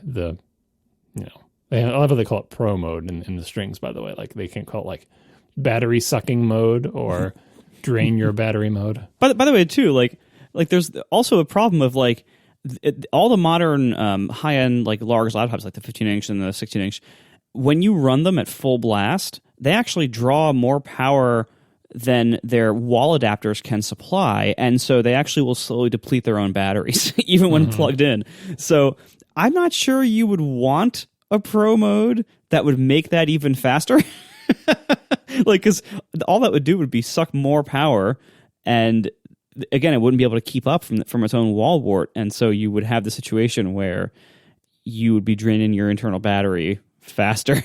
Faster. I mean, maybe you want that, but I think my concern with this, as you were just kind of alluding to, is it has seemed on a number of occasions recently that the Pro Workflow Group that Apple seems to be designing their Pro products for these days might not be as diverse as it needs to be. We talked about this a few weeks ago, that like it certainly seems like Apple is basically designing computers for video editors. And that's great. There are a lot of video editors out there, but that's not their only customer segment. And video editors have very different needs than almost anybody else. And so I hope that their product direction reflects the needs of lots of types of customers, and that they aren't only prioritizing basically what YouTubers want. Like that would be unfortunate. And I don't think they are that, narrow-sighted, but certainly sometimes it seems that way, and some of the directions, some of the products do seem that way. But this would be an area where, like, I hope that John's right. I hope they have heard not just from video editors who say, please let me crank this laptop even faster sometimes and burn my battery even faster, but also from literally everybody else who would be like, hey, you know what? Most of the time I would like more battery life, please. And maybe not have it be so hot and loud. Yeah, I feel like this constituency of Pro users was neglected for so long that they did the right thing and made this Pro Workflow team to get their own sort of in-house, microcosm of that constituency to find out how they can make things better for them. And I don't think it's just video editors. Like, you just look at the Mac Pro thing, they had audio editors with a big soundtrack, and they have photographers, and they have the 3D artists, right? But it's basically all of the types of applications that really can use all the power available if you just give them more of it. despite that, as we've quoted many times, and they say in their keynotes that developers are their number one pro customer, but developers are not represented well, if at all, by the pro workflow team, it seems. But the other side of that is like, so I think of the pro workflow team as like lobbyists. I want them lobbying for the wild stuff that they need, right? But there needs to be, like, the reason you needed to make that is because that's a constituency that you weren't paying attention to. So form this group. Presumably you were paying attention to everybody else before that, but now it seems like you have this vocal, powerful group within the company lobbying for exactly what they're supposed to be lobbying for, their needs, and whatever everybody else's needs are, either like maybe the company thinks, we don't need any sort of in-house constituency for that because that's just everybody else, and that's just us. That's just our product managers. We know what we need to do. But it seems like the voice of the customer, like the non-pro customer, there's a disconnect between, I think, what sort of the mainstream non-pro Mac customer in particular wants out of Apple's products and what they're providing, from everything from low power mode to number of ports and convenience to battery life and all that stuff. Price. Yeah, price, another good one. Whereas on the phone, I think the non-pro constituency is very well represented. They made the phones bigger and thicker and have more battery life and actually made them cheaper. Like if you look at the recent trend in iPhones, it's so clear that the sort of non-pro regular person constituency has been getting things that they like, and the things that we wanted many years ago and they're delivering on now. So I don't think that's a problem in the phones, but when it comes to the Mac, I'm happy that they're catering to the pro things and making this crazy computer that I'm sitting in front of, but it's clear that the rest of the Mac line could use a little bit more. Like, I don't think you need to make a non-pro workflow team. I think that should be just a function of the whole rest of the product org, but I think there's still a disconnect there. I think they need to have a meeting of the minds with the mass of their regular non-pro customers to get on the same page about what they want. Like, considering looking at the 16-inch, but really that's a pro product as well. And yes, it does have a bigger battery, but mostly for the needs of pros. And speaking of that, of draining the battery even when on power, does the 16-inch come with a higher wattage power brick than the 15-inch? Yes. It went from 87 to 95, I believe, 96. And can it still outrun that? You're saying that if you take the 16-inch and you crank it without any special tweaks, you can outrun that power adapter? I haven't heard specifically on the 16-inch whether it still does that. I know the 15-inches before it, all the recent ones could do that indeed. You have to, I believe, stress the CPU and the GPU, which is pretty easy to do if you're doing something like a video encode. Yeah. So anyway, I think we still need, we don't need a roundtable and we don't need a non-pro workflow group, but I think we do need a closer connection between the desires of the massive non-pro customers and what Apple's non-pro Mac groups are putting out. We are brought to you this week by Squarespace. Start building your website today at squarespace.com/ATP and enter offer code ATP at checkout to get 10% off. Make your next move with a beautiful website from Squarespace. Squarespace makes it so easy to make websites, you will wonder why you ever did it any other way. It's so simple no matter what your skill level is, whether you are a total novice at website building and computers and everything like that, or whether you are a nerd like me and like many of you probably, where you know how to make your own site. You probably might even know how to code it from scratch or install your own CMS if you want to. Squarespace takes away all the complexity of that. They give you intuitive, easy-to-use tools. No coding is required. Everything is visual. What you see is what you get, drag and drop, kind of live previewing, all that stuff. And it's so easy to make a website that looks not only great, but that looks like your own. You can customize all the fonts and colors and layouts. You can pick which content goes where, what the structure and layout of your site are, and all of this is in one place. Everything's under one roof. You can even do domain registration there if you want to, and you can of course have logo designs and storefronts and podcast hosting and blog hosting and content pages and galleries and all sorts of wonderful things with Squarespace. All of this is backed by amazing customer support, and you never have to worry about software upgrades or keeping your site up or anything like that, it's all taken care of. See for yourself with a free trial site at squarespace.com/ATP. When you decide to sign up, make sure to head back there, squarespace.com/ATP, and use offer code ATP to get 10% off your first purchase. Once again, squarespace.com/ATP, code ATP for 10% off your first purchase. Make your next move with a beautiful website from Squarespace. John, you've been taking a tour of mice and keyboards and things, and you have put 4 different mouses in the show notes, and I'm having a problem. And if you wouldn't mind, can you explain to me how it is you can steadfastly and adamantly and petulantly refuse to have an LG monitor with a little LG logo on it, but you can have these 4 abominations on your desk and be okay with that? Apple doesn't make a mouse that I like. Apple makes one mouse, I mean, in different colors, right? But that's the only mouse they make is the little sushi thing. And it's really low, and I don't like a low mouse. Yes, I understand that, but these are hideous. How can you be so upset about the LG display and look at these and be like, yeah, okay, that's fine? I mean, in all fairness, you aren't supposed to look at your input peripherals as you're using them, whereas you are looking at your monitor. Yeah, but still, I mean, Marco, if you haven't yet, you need to look at these links in the show notes because, oh boy, the Microsoft one isn't bad, but it has a Windows logo on it. And every other one is pretty bad. If we're saying that the bar for bad is the LG logo on the front of the display, then these are all hideous. No, the LG logo is the least of the Ultrafine's problems. I don't like. So what we're looking at here is 3 Logitechs and a Microsoft mouse, and these aren't even like the super lit up RGB LED kind of like super gaming mice. Like those, I think are a little bit tacky by design, and that's what that market wants, and so that's fine. But like these are fairly pedestrian looking mice. Like the MX Master is the like bulkiest, most complicated looking one, and even it has a fairly tame like design aesthetic compared to its market of mostly like gamers and PC enthusiasts. Like it's actually a pretty tame looking option. But yeah, I don't think this is that bad.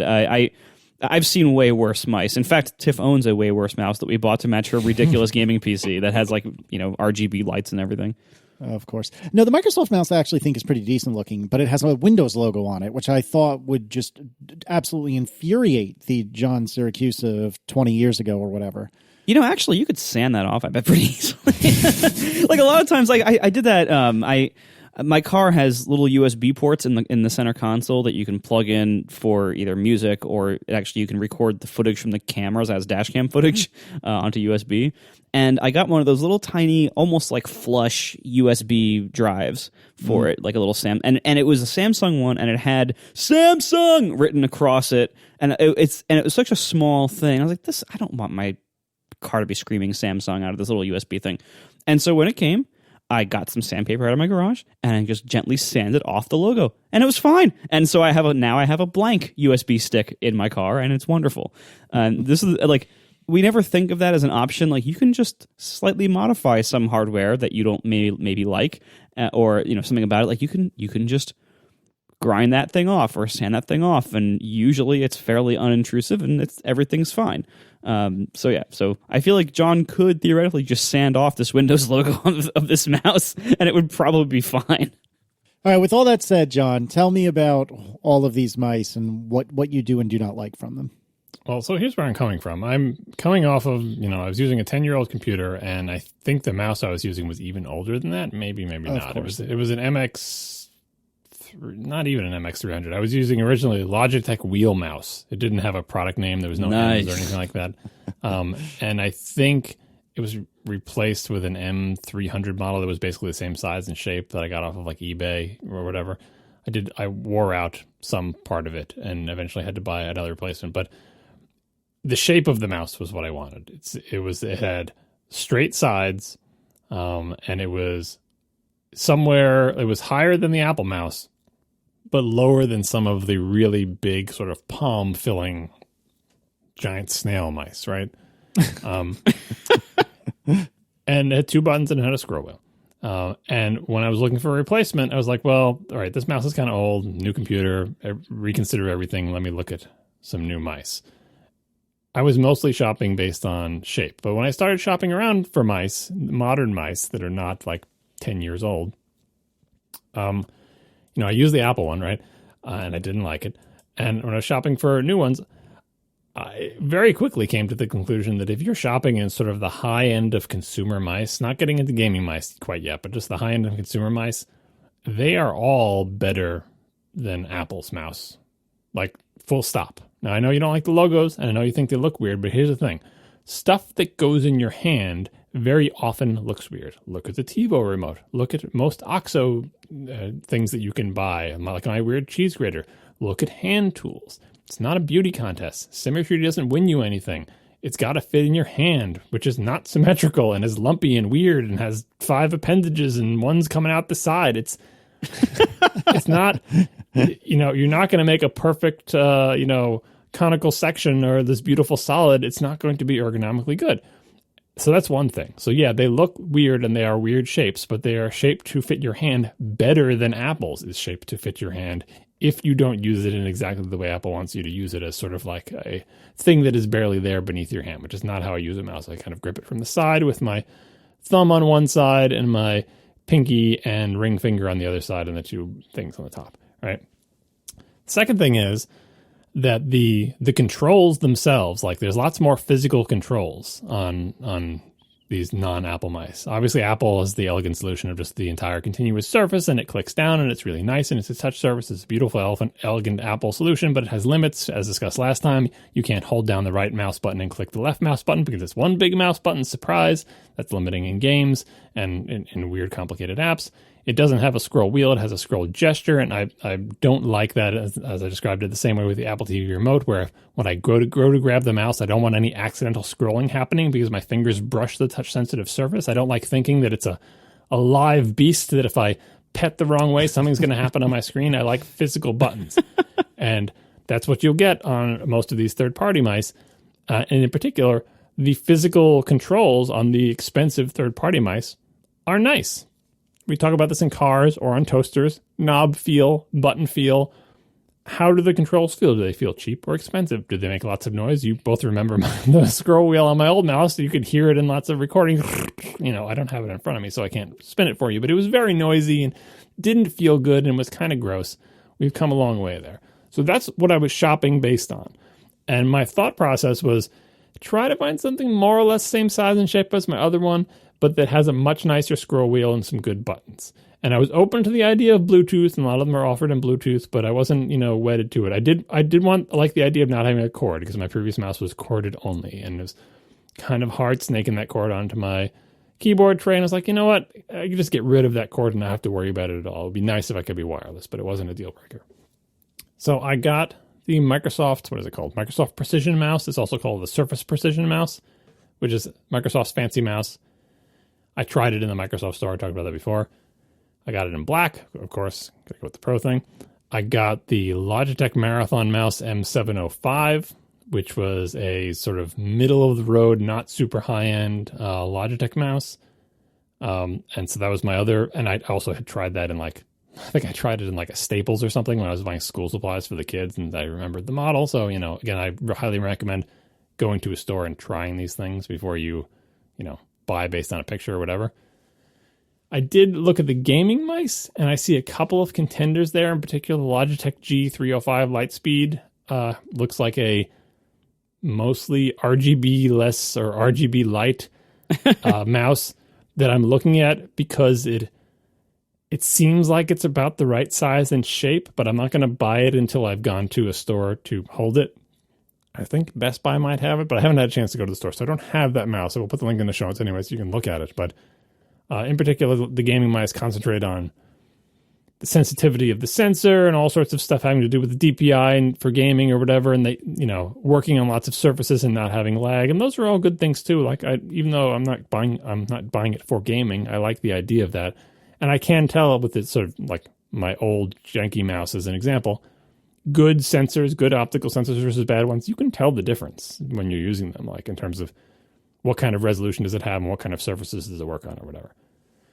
And then finally, somebody from Logitech apparently listens to this program because a package came in the mail today that had a little handwritten note that said, I don't have it in front of me. It was like, hello, greetings from Logitech. We like the show. Enjoy. So someone from Logitech sent me a bunch of Logitech peripherals for free. And that's why I also have a Logitech MX Master 3 sitting right here.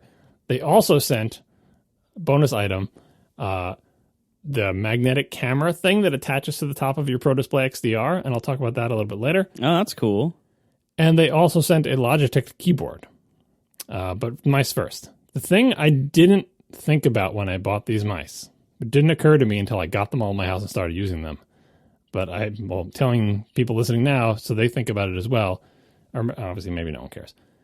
The underside of the mice. Whoever looks at the bottom, who cares what's on the bottom of the mouse, right? It's like the sensors down there, but other than that, like, there's no, I'm in the store, I'm looking into them, I'm feeling the buttons, I'm feeling the wheels, I'm feeling the shape, and I'm not looking at the bottom of the mouse. I should have been looking at the bottom of the mouse. I see the bottom of mine sometimes. You do, sure do. And then you stab it in its belly button. But, without looking, I mean, maybe you know this because you do charge it like a harpoon turtle, but without cheating and looking, what's on the bottom of your mouse? What's going on down there? There's a switch to turn it on and off. There's a charging hole, and then there's the two long rails of anti-skid material that I have to scrape all the gunk off of sometimes.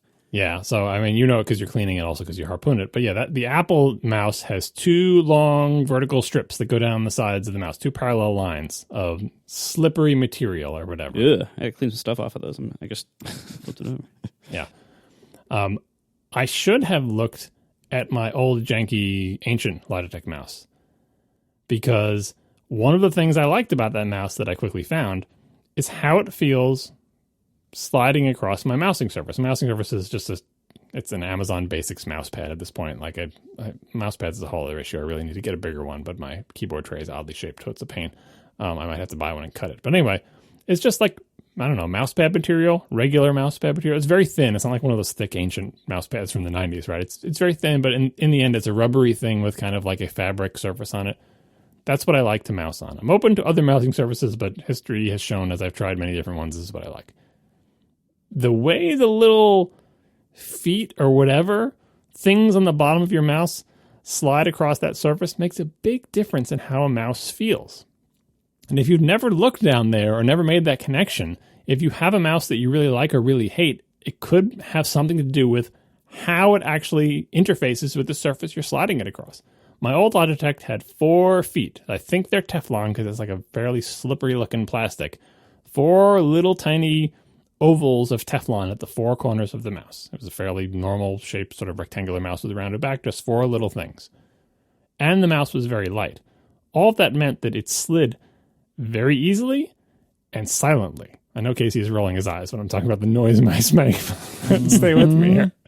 The Apple one has way more contact than the 4 little points, and I think is also heavier.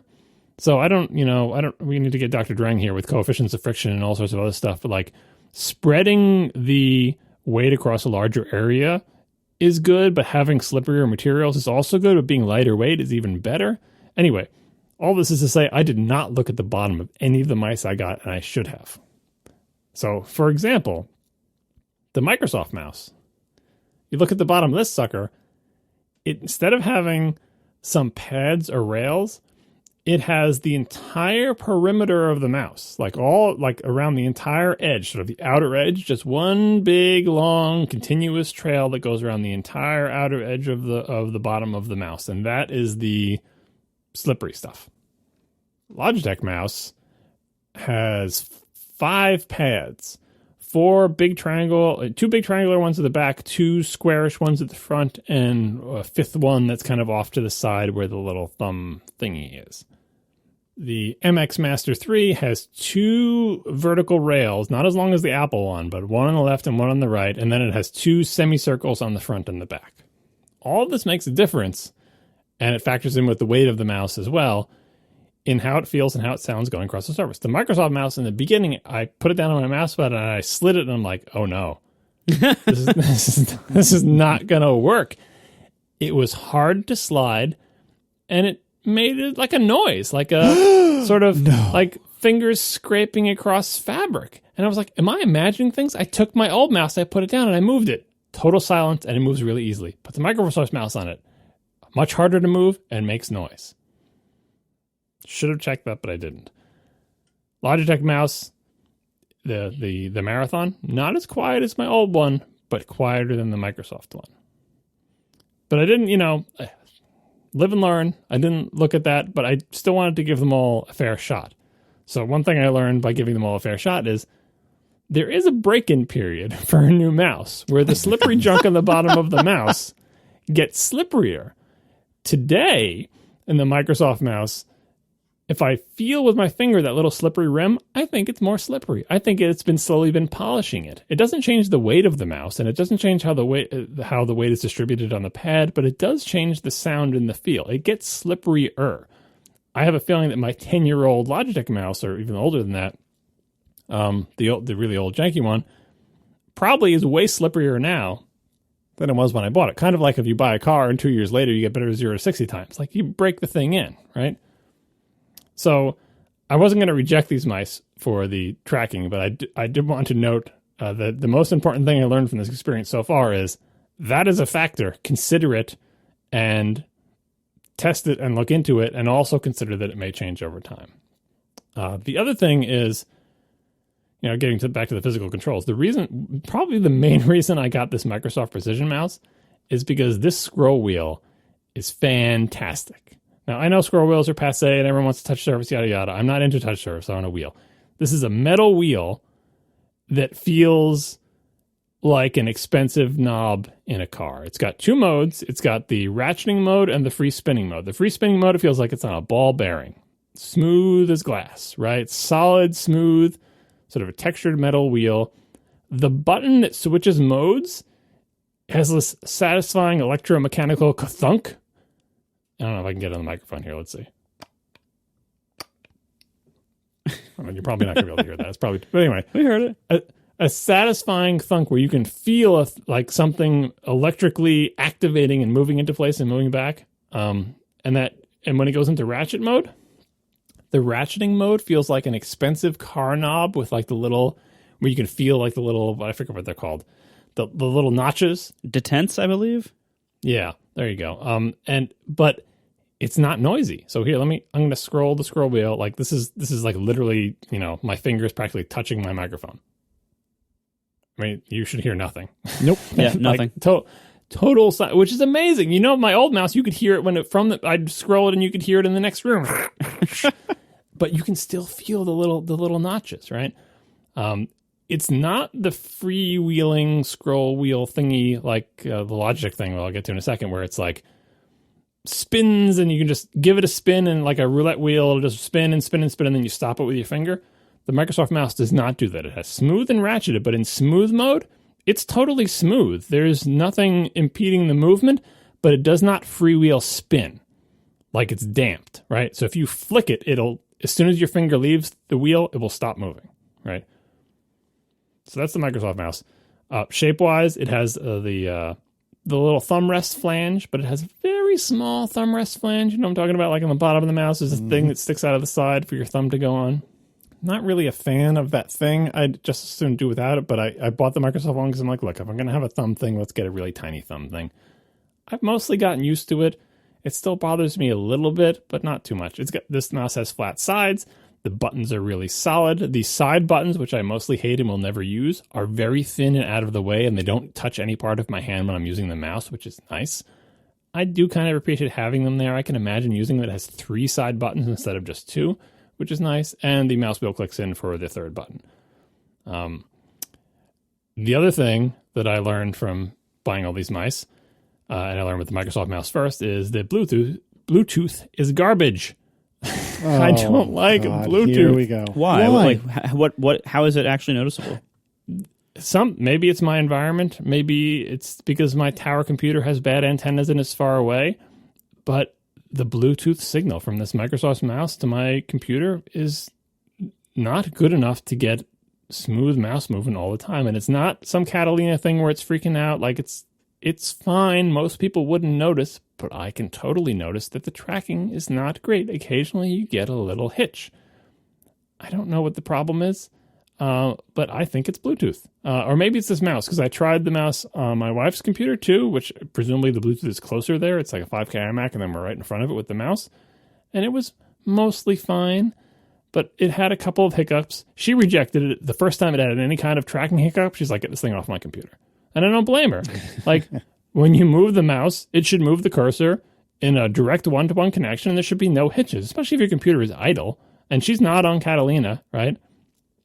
And she has had other Bluetooth peripherals, that aren't pointing devices like Bluetooth keyboards and stuff. Like, the only reason I'm rejecting it out of hand is because I'm coming from a world with wired mice, which never have this problem at all, right? And also because of Logitech. So the Microsoft mouse, I'll get to the Logitech stuff in a second, but the Microsoft mouse in Bluetooth mode, unacceptable. Luckily, the Microsoft mouse comes with a very, very long, thin USB cable that you can connect to the front of it, and it becomes a wired mouse. And in wired mode, no problems. No hitches, no nothing. On the other hand, now you have a wire attached. It's an interesting, the fact that you can just plug and unplug it at the point of the mouse, and it's such a thin, long cable is kind of nice, because when I have my work laptop here, and I'm working, but I have my computer sort of behind it, I can use the mouse with both. I use it in wired mode with my Mac, and then when I unplug it, it's paired with the laptop. You know what I mean? On the same keyboard tray. Again, more Logitech stuff on that in a moment, but I like that arrangement. So for a while, the Microsoft mouse was my winner, using it in wired mode, because the ergonomics were right. I loved the scroll wheel. The buttons were great. The shape was pretty good. The thumb flange wasn't too low. I was breaking in the little pads in the bottom, and I didn't have to deal with Bluetooth because it was plugged in. Logitech. Everyone knows Logitech has their own thing going on with, before Bluetooth, they had their own little wireless RF dongle. You'd stick it into a USB port, and the mouse would communicate with it. And as far as the computer was concerned, it's like there was a USB mouse connected to it, but really there was no wire there. It's like USB, but there's no cat. Come on, you two won't get that. That's like a literary reference, not literary, a literary historical. It's a highbrow reference, much higher brow than like 80s movies. Oh my goodness. Our listeners will get it. You can look it up after. Anyway, my wife has been using a wireless Logitech mouse with her computers since the 2011 MacBook Air. I haven't, I've been using wired peripherals, but I've seen people using it at work. And let me tell you, Logitech, again, disclaimer, they sent me a bunch of free stuff. So take this with a grain of salt if you want, but this is my opinion before they sent me a bunch of free stuff as well. That stupid little RF dongle is rock solid. Yeah, it always has been. That's like one of the great reasons to use Logitech stuff is that those little RF dongles are way better than Bluetooth. And usually they also usually lead to much longer battery life in the mice, and it's just like everything about them is better. Yeah, it is fantastic. You would think, isn't this janky? Isn't this like a non-Apple, non-elegant solution? Shouldn't everything just be Bluetooth? It's built into your computer. The answer is no. That Logitech RF thing is amazing. Now, setting aside the USB 3.0 interference crap, which is not Logitech's fault, and it's probably Intel's fault, right? Setting that aside, that stupid little dongle, which now is microscopic, it is, if you A/B tested me with a wired connection versus that RF thing, I'm not sure I could tell the difference. It does not stutter. It does not switch. The battery lasts for like 7 years in your mouse. It is unbelievable. So, and in general, I tend to like Logitech mice. I mean, again, I've been using that older Logitech mouse for 10 years, right? So I'm predisposed to like Logitech. The tracking was just unbelievable, right? The Marathon doesn't have a USB connection, so I have to use the wireless one. But I was like, well, Logitech has this down. They have cornered this market. Until Bluetooth can match it, I should just not even consider Bluetooth mice. The Marathon mouse, specifically the mouse wheel, not as nice as the Microsoft one. It's a one that does scrolling sideways by tilting the mouse. Do you remember that mechanism? Mm-hmm. It's not ideal. Oh. It has a ratcheting mode and it has a smooth mode. The smooth mode is very smooth. The ratcheting mode is ratcheting, but it's also a rattle here. It's more fully. Listen to this. When you shake your mouse, you shouldn't hear anything. You shake this mouse, you hear something. It's because there's a lot of play in the mouse wheel. The buttons are okay. The shape is pretty good, but it's got a little bit of an overhang where your thumb goes instead of having straight sides like the Microsoft one. It's got 2 side buttons instead of 3. The feet and the sort of the scrolling action, or I don't know what you call it, the mousing action is better than having the perimeter, but it is also breaking in. I think these pads are not even Teflon. They're like weirdly textured, so I think they're intentionally slowing it down a little bit, and I could do with it being a little bit more slick. But in the competition between these 2 mice, which are the first 2 that I bought, the Microsoft one was winning, but I was using it wired. Finally, the Logitech sent the MX Master 3, which I know as the mouse that destroyed Mike Hurley's hands through RSI. That is the reputation that what do you know about this mouse? Mark Hurley had one and it hurt his hand. That's what I know about this mouse. And, I know that it's been around for a while. Lots of people have it, and so on and so forth. It's their fancy mouse. This has the thumb shelf to end all thumb shelves. I don't know what they are expecting you to put on there. I don't know how big people's thumbs are. I knew to know that there's a button in the thumb shelf. A couple of the Logitech mice have like this button down there. I don't need a button in the thumb shelf. This thumb shelf is so big I could fit like 3 fingers on it. I don't I was intentionally avoiding this mouse and not getting it because I'm like, all right, I can handle a thumb shelf, but not that thumb shelf, right? As it turns out, the gigantic thumb shelf is a problem, but it was not the first problem I noticed. The first problem I noticed is that the thumb shelf and the whole wraparound thing of this mouse is sort of textured with like a scalloped kind of corduroy type texture that I do not find particularly pleasing. Can you only pet it in one direction? You can't. I mean, it is kind of unidirectional. I don't know. Like they're like contour lines, like on the bottom of a blue whale, only on a mouse. I would prefer it if it was smooth. I love the idea that you think people will have seen a blue whale. Everyone knows what the underside of a blue whale looks like. When you see it in the encyclopedia with the big, like, vertical, like, corduroy stripes, right? I would guess that listeners of this show might actually be more likely to know what an MX Master looks like than the underside of a certain type of whale. Some people know what animals look like, Marco. Anyway, the MX Master is a very high mouse. It is the highest one. It is also the one that rotates your hand most towards the hand shake grip. It's not a vertical mouse. Like a lot of people make vertical mice that you put your hand on it in the same position as you would perform a handshake, like vertically. That is better ergonomically than turning your wrists inward. That's why keyboards are tilted, and that's why, split keyboards, yada, yada, right? So ergonomically, I'm thinking this is probably better for hand position than these other mice. I do understand why Mike might have had RSI issues because the MX Master has it's got a scroll wheel, but it also has a horizontal scroll wheel by your thumb, and it has 2 buttons by your thumb, and then it's got the main 2 buttons, and then it's got the gesture button down underneath your thumb. It's got a lot of controls, and if you try to work all the controls, it's a little bit, you have to be a little bit of a contortionist. You can mostly ignore the other controls if you don't want them because it's so high, like the wheel is up above your hand. Anyway, the scrolling action on this, better than the cheaper Logitech mice in terms of the smoothness of the pads moving across them. Not as smooth as my old mouse, but definitely smoother than the Microsoft mouse. Again, I'm talking about physically scraping across the thing. The scroll wheel on this one, this is Logitech's fancy scroll wheel. It is metal. It is solid. It has the same sort of silent ratcheting feel as the Microsoft one. Maybe a little bit less stiff. I still think Microsoft has the best scroll wheel on the market right now that I've tried. But this one has the thing where if you spin it real fast, it will auto switch from ratcheting mode to free spinning. And this has the momentum where it will freely spin and keep spinning until you stop it. In my experimentation, because the other Logitech mouse also has that mode, I found that I don't really like the free spinning mode where you just give it a spin and then stop it when you hit where you want. That's not the way I like to work. I tried to get used to it over the course of a couple weeks and I couldn't. But I am still playing with the Logitech one where it's mostly ratcheting, but you don't have to switch modes itself. It'll auto switch the modes for you. I'm using it wireless. I'm using it with the little wireless dongle in recent decades. I don't know how long ago this happened, probably 5 years ago or whatever. Logitech had changed their little RF dongle to be what they call a unifying receiver, where you just need one of those little turdy dongles, and you use it with any number. I don't know, there's probably a limit, but any number of Logitech peripherals.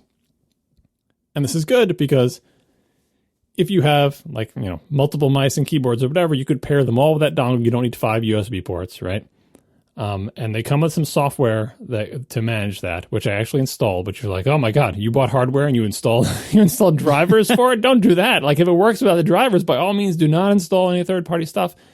And I know, I hear where you're coming from there. That's usually my ethos. But, well, first of all, I disobeyed that by buying steer mouse for the first 2 mice to mess with the tracking adjustments. I don't know if you remember the software. It's like a USB mouse setting Swiss Army knife where you can assign all the buttons on basically any mouse. You can control the cursor by adjusting the acceleration to like 4 decimal points and sensitivity, and there's like window snapping, and you can switch through different settings for different mice and save them, and you could let the system control the mouse, or it's very flexible piece of software. I highly recommend Steer Mouse, despite the fact that their little mouse icon is horrendously ugly, and they should have someone draw a new one for them because it's uglier than all the mice that are on my desk.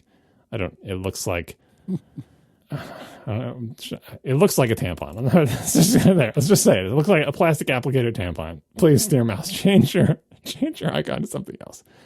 So I already installed that, and I found it extremely valuable for trying to adjust the tracking to make them all feel good, like to make them all feel like the Apple mouse, basically, in terms of acceleration curves and everything. And surprisingly, they don't out of the box if you just use them without any drivers. But for the MX Master, I installed the crazy Logitech thing. That is a very wide tampon. Yeah, well, some people. Yeah, the Logitech software is called Logitech Options. It has a terribly ugly icon, but the interface is actually pretty nice. I put a screenshot of it into our Slack thing. It shows you nice photos of the devices that are hooked up to your computer, and you click through to them, and it lets you customize the buttons and lets you change the scrolling stuff. You can change the sensitivity at which the wheel switches from ratcheting to freewheeling. There's a whole bunch of other options. You have different things for scrolling and pointer speed, and different settings for the, like everything you would imagine. As far as I can tell, it has not destroyed my computer. The app seems to be well behaved, and the tracking on this mouse, again, I can definitely say with this MX Master, I could not tell the difference between this and a USB connected mouse. There's no way I could tell. It is buttery smooth. Perfect precision and control, no matter how fast I move the thing. It is amazing. Shape-wise, I thought I was going to hate this thing because of the giant thumb shelf and because of how high it is. But in practice, I'm kind of getting used to it. Here's the one big downside, and this has a little bit to do with my setup here. The gigantic thumb shelf. There is a little pad, again, the bottom of the mouse. One of the slippery pads is under the thumb shelf at the edge. Because my mouse pad is not quite big enough, occasionally I will mouse to the left edge of my mouse pad when I'm traversing my gigantic monitor. And the mouse, as far as I'm concerned, has not left the edge of the mouse pad, right? Because my thumb is still well within the perimeter of the mouse pad. But the stupid shelf sticks out so far that the shelf has left the edge of the mouse pad and now has fallen down like a millimeter. And when I try to move it back, the little pad thing on the thumb shelf catches on the edge of the mouse pad, which is terrible, which is another reason that A, this thumb shelf shouldn't be as big, but B, I need a bigger mouse pad so that I can make the mouse pad extend all the way so it hits the edge of my keyboard. And that way will never be able to get the thumb shelf off the edge, because before that happens, the thumb shelf will hit my keyboard. So yeah, in this competition right now, I'm using the MX Master just because it is the newest one, and I want to give it a fair shake of using it for, a week or so to see. My previous champion was the Microsoft mouse. Again, if you don't know what a good knob on a toaster feels like, or a good knob on a car feels like, or a good scroll wheel feels like, go to a Microsoft store and feel the scroll wheel on the Microsoft Precision mouse. Whoever made this scroll wheel deserves a raise. As for the Windows logo, it's the new Windows logo, which everybody knows, but if you don't think about it, the new Windows logo is literally a square with a vertical line and a horizontal line going through the center of it.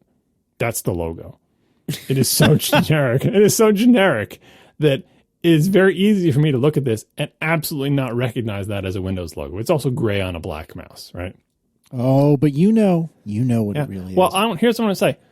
This is a good peripheral. This is a good mouse. We talked about this before. Microsoft has made and continues to make good peripherals. This mouse is better than Apple's mouse. Full stop. Unless you like very low mice, right? If you like very low mice, this mouse sucks because it's higher than the Apple mouse, right? But it's just plain better. It is ergonomically better. It is easier to hold. It has more affordances. The controls on it, like the click, feels higher quality than Apple's Click on its giant mouse, it's a good product. Like, I don't, Microsoft makes a good product. They deserve to have their logo on this mouse. The MX Master is a bit of an abomination. It has a bunch of crap sticking out of it that I'm never going to use. But the scrolling on it is great. And the final thing is Logitech has, as part of this weird software that I installed that I hope I'm not going to regret, they have a thing where you can use multiple computers with the same set of peripherals and transparently switch between them. So you can bring the mouse to one edge of your screen, the mouse cursor, and it will leap onto another computer's screen. No KVM switching, no anything, like literally the same mouse on two computers. Which you would think that's great, because sometimes you've got your work laptop and your home thing and you're trying to do both at once and you don't have two mice and I don't want to use the trackpad. But it does that magic using networking. And I think when my laptop's on the VPN, that whole system won't work. So I'm probably not going to bother trying with it. The keyboard they sent, this is going to probably drive Marco up a wall, but this is definitely a thing. There's too much key travel.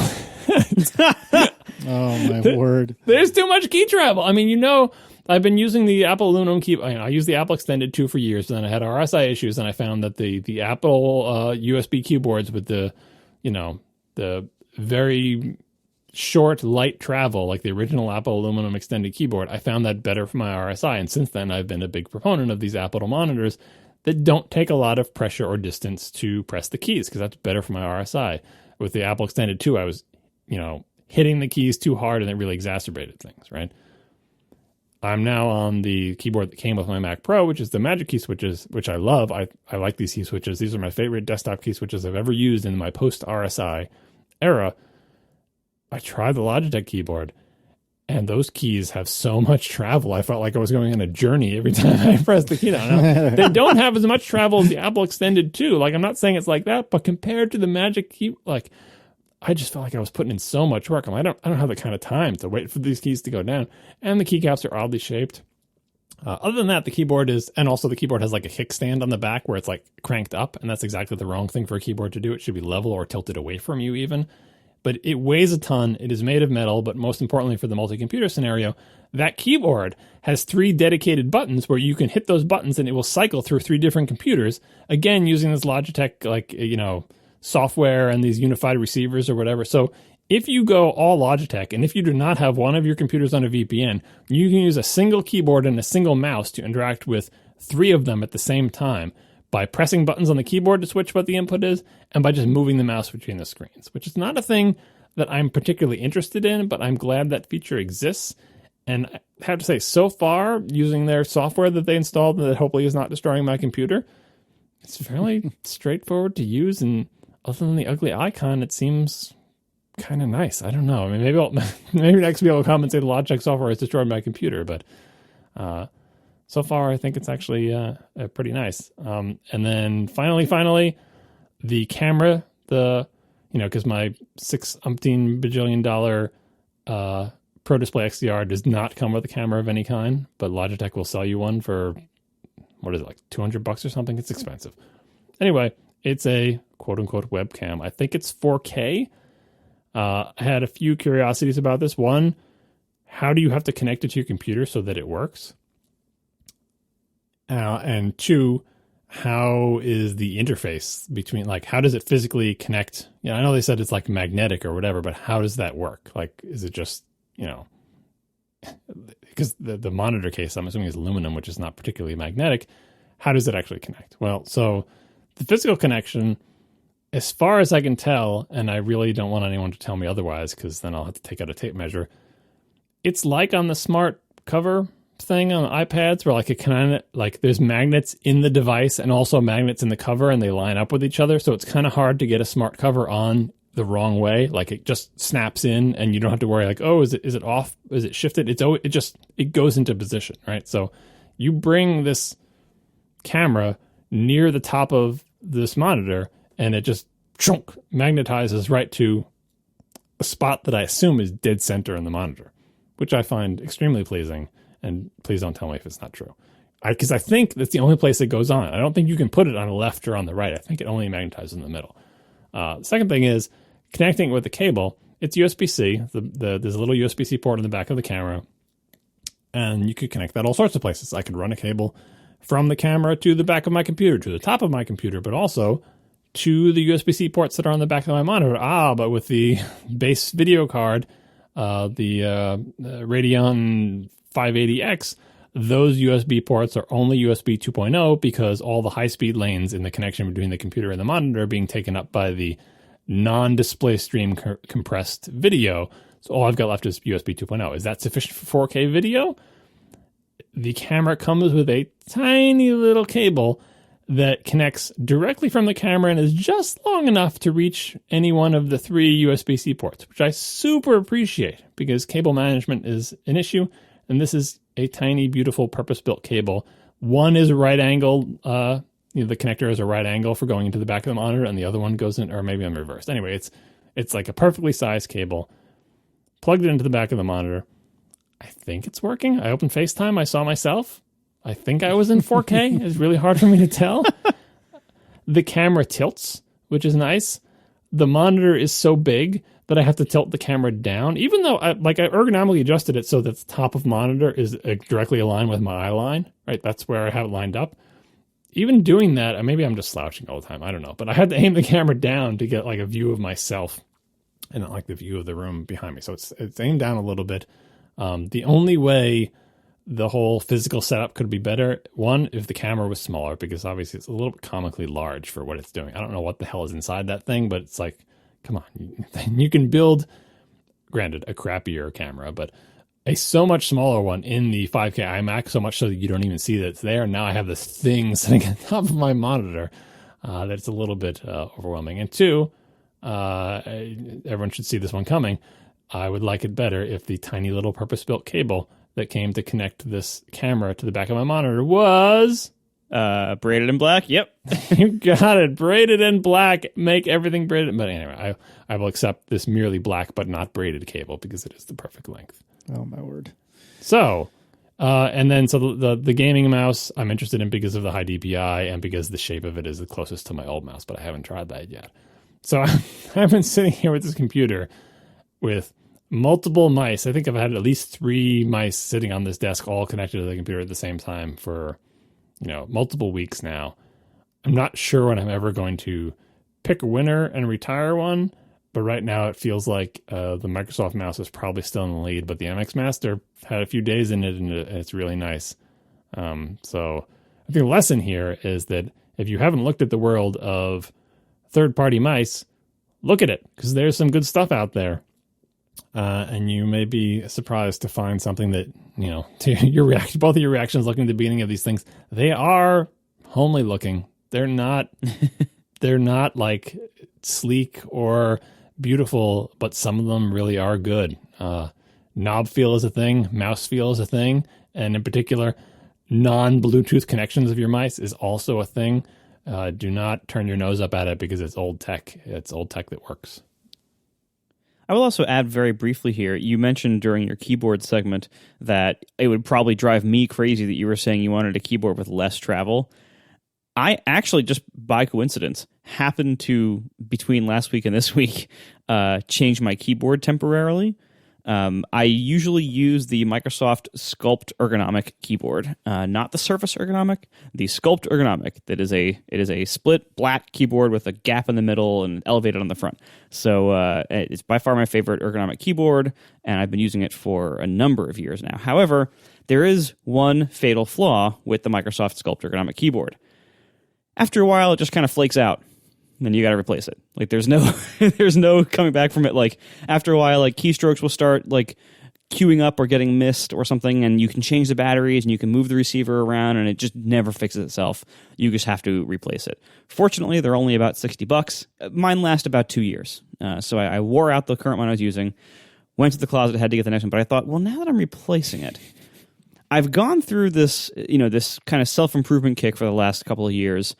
And one of the things that we mentioned on the show is I tried to eliminate myself from like being able to, from having to say like, oh, I don't like an entire class of food. So like now I can eat seafood, for instance, that I used to just say like, I don't like seafood, and that would make it hard to go to certain types of restaurants. And I hated that limitation. So I've slowly worked to like eliminate my limitations as much as possible. And one of the things I thought was, now that I'm in better shape than I've ever been in, I have like regular exercise, my arms and wrists are in better condition than they've been in, maybe I don't need a split ergonomic keyboard anymore. I would love to be able to just comfortably use any keyboard again and be able to join this mechanical keyboard revolution that everyone's going through and everything. And I happen to have in my closet for years a Philco Magistux 2 10 keyless mechanical keyboard with the Cherry MX Brown switches. I bought it years ago thinking maybe I would try it then. Tried it for about a week, started getting sore, and put it in the closet. So I thought, now that I'm between keyboards while I replace my Sculpt, let me try that again. And sure enough, the Sculpt has scissor-style keys, laptop kind of travel scissor-style keys. The Philco, of course, has like the big mechanical Cherry MX keys, so the big full travel. It felt weird to me to go back because I've been using scissor keys, on my desktop and my laptop full time for over a decade. And so it's been a very long time since I've used full big, ka-chunk style keys. And it really did feel weird to me. And I ended up putting it back, not because of the travel, although I didn't give it enough time to get used to it. I gave it less than a day. But because I kept hitting the wrong modifiers and everything, because I realized that the Sculpt has kind of ruined me for placement of what it is labeled as the Alt key, but what functionally behaves as the Command key, the key next to the spacebar that modifies your commands. It lines up its Alt key almost below the E, and most keyboards align that key below the W, or bridging between the W and the E. And so I realize I've actually kind of my muscle memory of my left hand hitting Command/Alt, and all of the keys on that side, like WE, for window closing, stuff like that. It was all off. I kept accidentally quitting my apps because I was hitting Q instead of W and everything. It was crazy. And so I had to switch back just because that was too much of an adjustment for me. That and the key travel, it just felt really weird to me. So I'm kind of ruined now. And now I kind of feel like scissor keys are my full travel keyboard. And I mean, again, really they have been for over a decade, if I'm honest with myself. But I wonder if that will ever transition further. I wonder if I will slowly get used to the lower and lower travel scissor key switches that Apple is moving towards over the years. And maybe eventually I won't care and I'll be like, yeah, bring back the butterfly. God, I hope not. Oh my goodness. You'll be ready to type on glass. Yeah, right, exactly. Is this is there a lower limit to what we will get used to? Honestly, I think the butterfly keyboard might have shown oh yeah, okay, there is such a thing as too far. I think Apple had a patent on a negative travel keyboard where the buttons actually bulge out at you. Yeah, they hit you. Did you see that one? They did have a thing where the screen bulges so you could feel where the keys are, which is basically negative travel if they don't go in. It reaches out to touch you. Anyway. Yeah, mechanical keyboards do feel I used, the Apple Extended 2 I used from, the release of the SE30 all the way up until I think my blue and white G3, just that same keyboard Apple Extended 2. And then I switched to USB full travel keyboards, and then I switched to the lower travel ones. But yeah, it does feel weird to go back. It feels like I said, it feels like you're going on quite a journey to get each key press. It's why am I? It feels like you're using your whole arm. It's really? And, again, technology marches on. I still vastly prefer whatever key switches are in this Magic keyboard that came with my Mac Pro. I vastly prefer that to the butterfly switches. And by the way, I just got my 2017 MacBook Pro back from repair at work, and I'm assuming they did a total keyboard replacement because I think that's the only way you can repair these things. But my space bar is back. They didn't replace it with the membrane one, as far as I can tell. I think you're not even able to replace it with the membrane one because it feels the same as it did. But yeah, this. I never really seriously considered a different keyboard. I really like this one that came with the Mac Pro, and the key travel has got to be a third or a quarter of what it was on the Apple Extended 2. Maybe less. Maybe I'm underestimating it. Oh, I forgot one thing I forgot to mention about the Logitech ridiculous software that it comes with. Because this mouse has a million different settings on it. So cool things that this thing does. It has settings for each of your devices. And you can also use per application settings, and it syncs them all to the cloud. So no matter what, they have some kind of cloud service. No matter what Mac you hook up to, or any computer, Mac or PC that you use this mouse with, it will remember your preferences for how the buttons work and how the scroll wheel works and how the tracking works, which is great. Like not having to sync that up, that's a great use of the cloud. And the second thing is it comes with a bunch of saved sets of like, here we've customized the things for this app, right? So I'm in Chrome now, and if I do the horizontal scroll wheel, it switches between tabs. I don't know what all the settings are. I didn't look at them. Like that prompts you and says, hey, do you want to try all these settings? And I was like, you know what? Why the hell not? Like it has ones for Photoshop. It has ones for a whole bunch of different common apps where it tries to make all the various buttons and stuff do things that are interesting and useful in those apps. Obviously, you can customize this yourself. Again, maybe why Mike got RSI. Maybe he had a Logic setup where he was doing all sorts of commands with it or whatever. But I like the idea that they do most of that work for you and sync it all through the cloud and have sort of third-party sharing of things. Steer Mouse has that too, by the way. There's like, hey, here are settings that other people found useful for this particular mouse in terms of acceleration and sensitivity that works with, and I would try other people's settings that are like rated with star ratings or something and see how do other people have it set up and do I like it? That is technology that's like above and beyond like what you would think of in the old days of like you connect a mouse to the computer and it is what it is. It's so much beyond that now, and I'm proud of Logitech for like I expected their software to be garbage and I expected their mice to be kind of clunky, and these things feel really solid and their software seems pretty good and has useful features. I know it sounds terrible because they just sent me a bunch of free stuff, but this was my opinion before they sent me the free stuff as well. Take it as you will.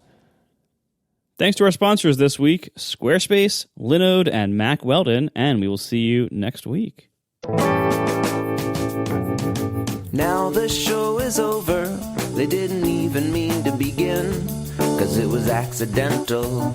Oh, it was accidental. John didn't do any research. Marco and Casey wouldn't let him, 'cause it was accidental. Oh, it was accidental.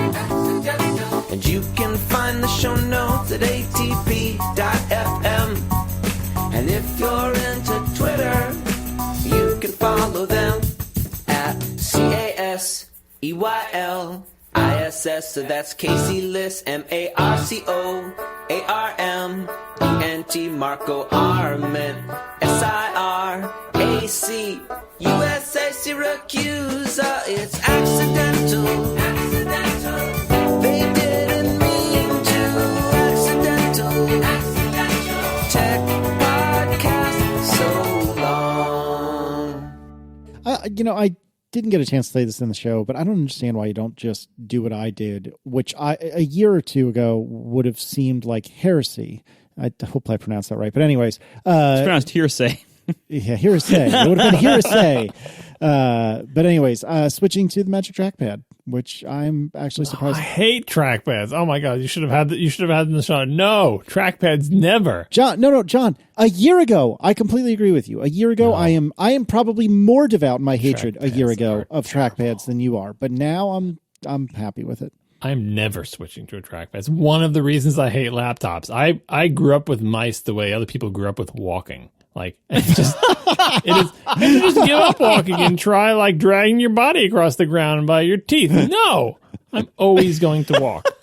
I am always going to use a mouse for things that are mouse-like. Oh my god, I hate trackpads. I understand why you have to have one on a laptop because it's a laptop, but it's the only reason I will ever use one. Wow, God, I hate trackpads.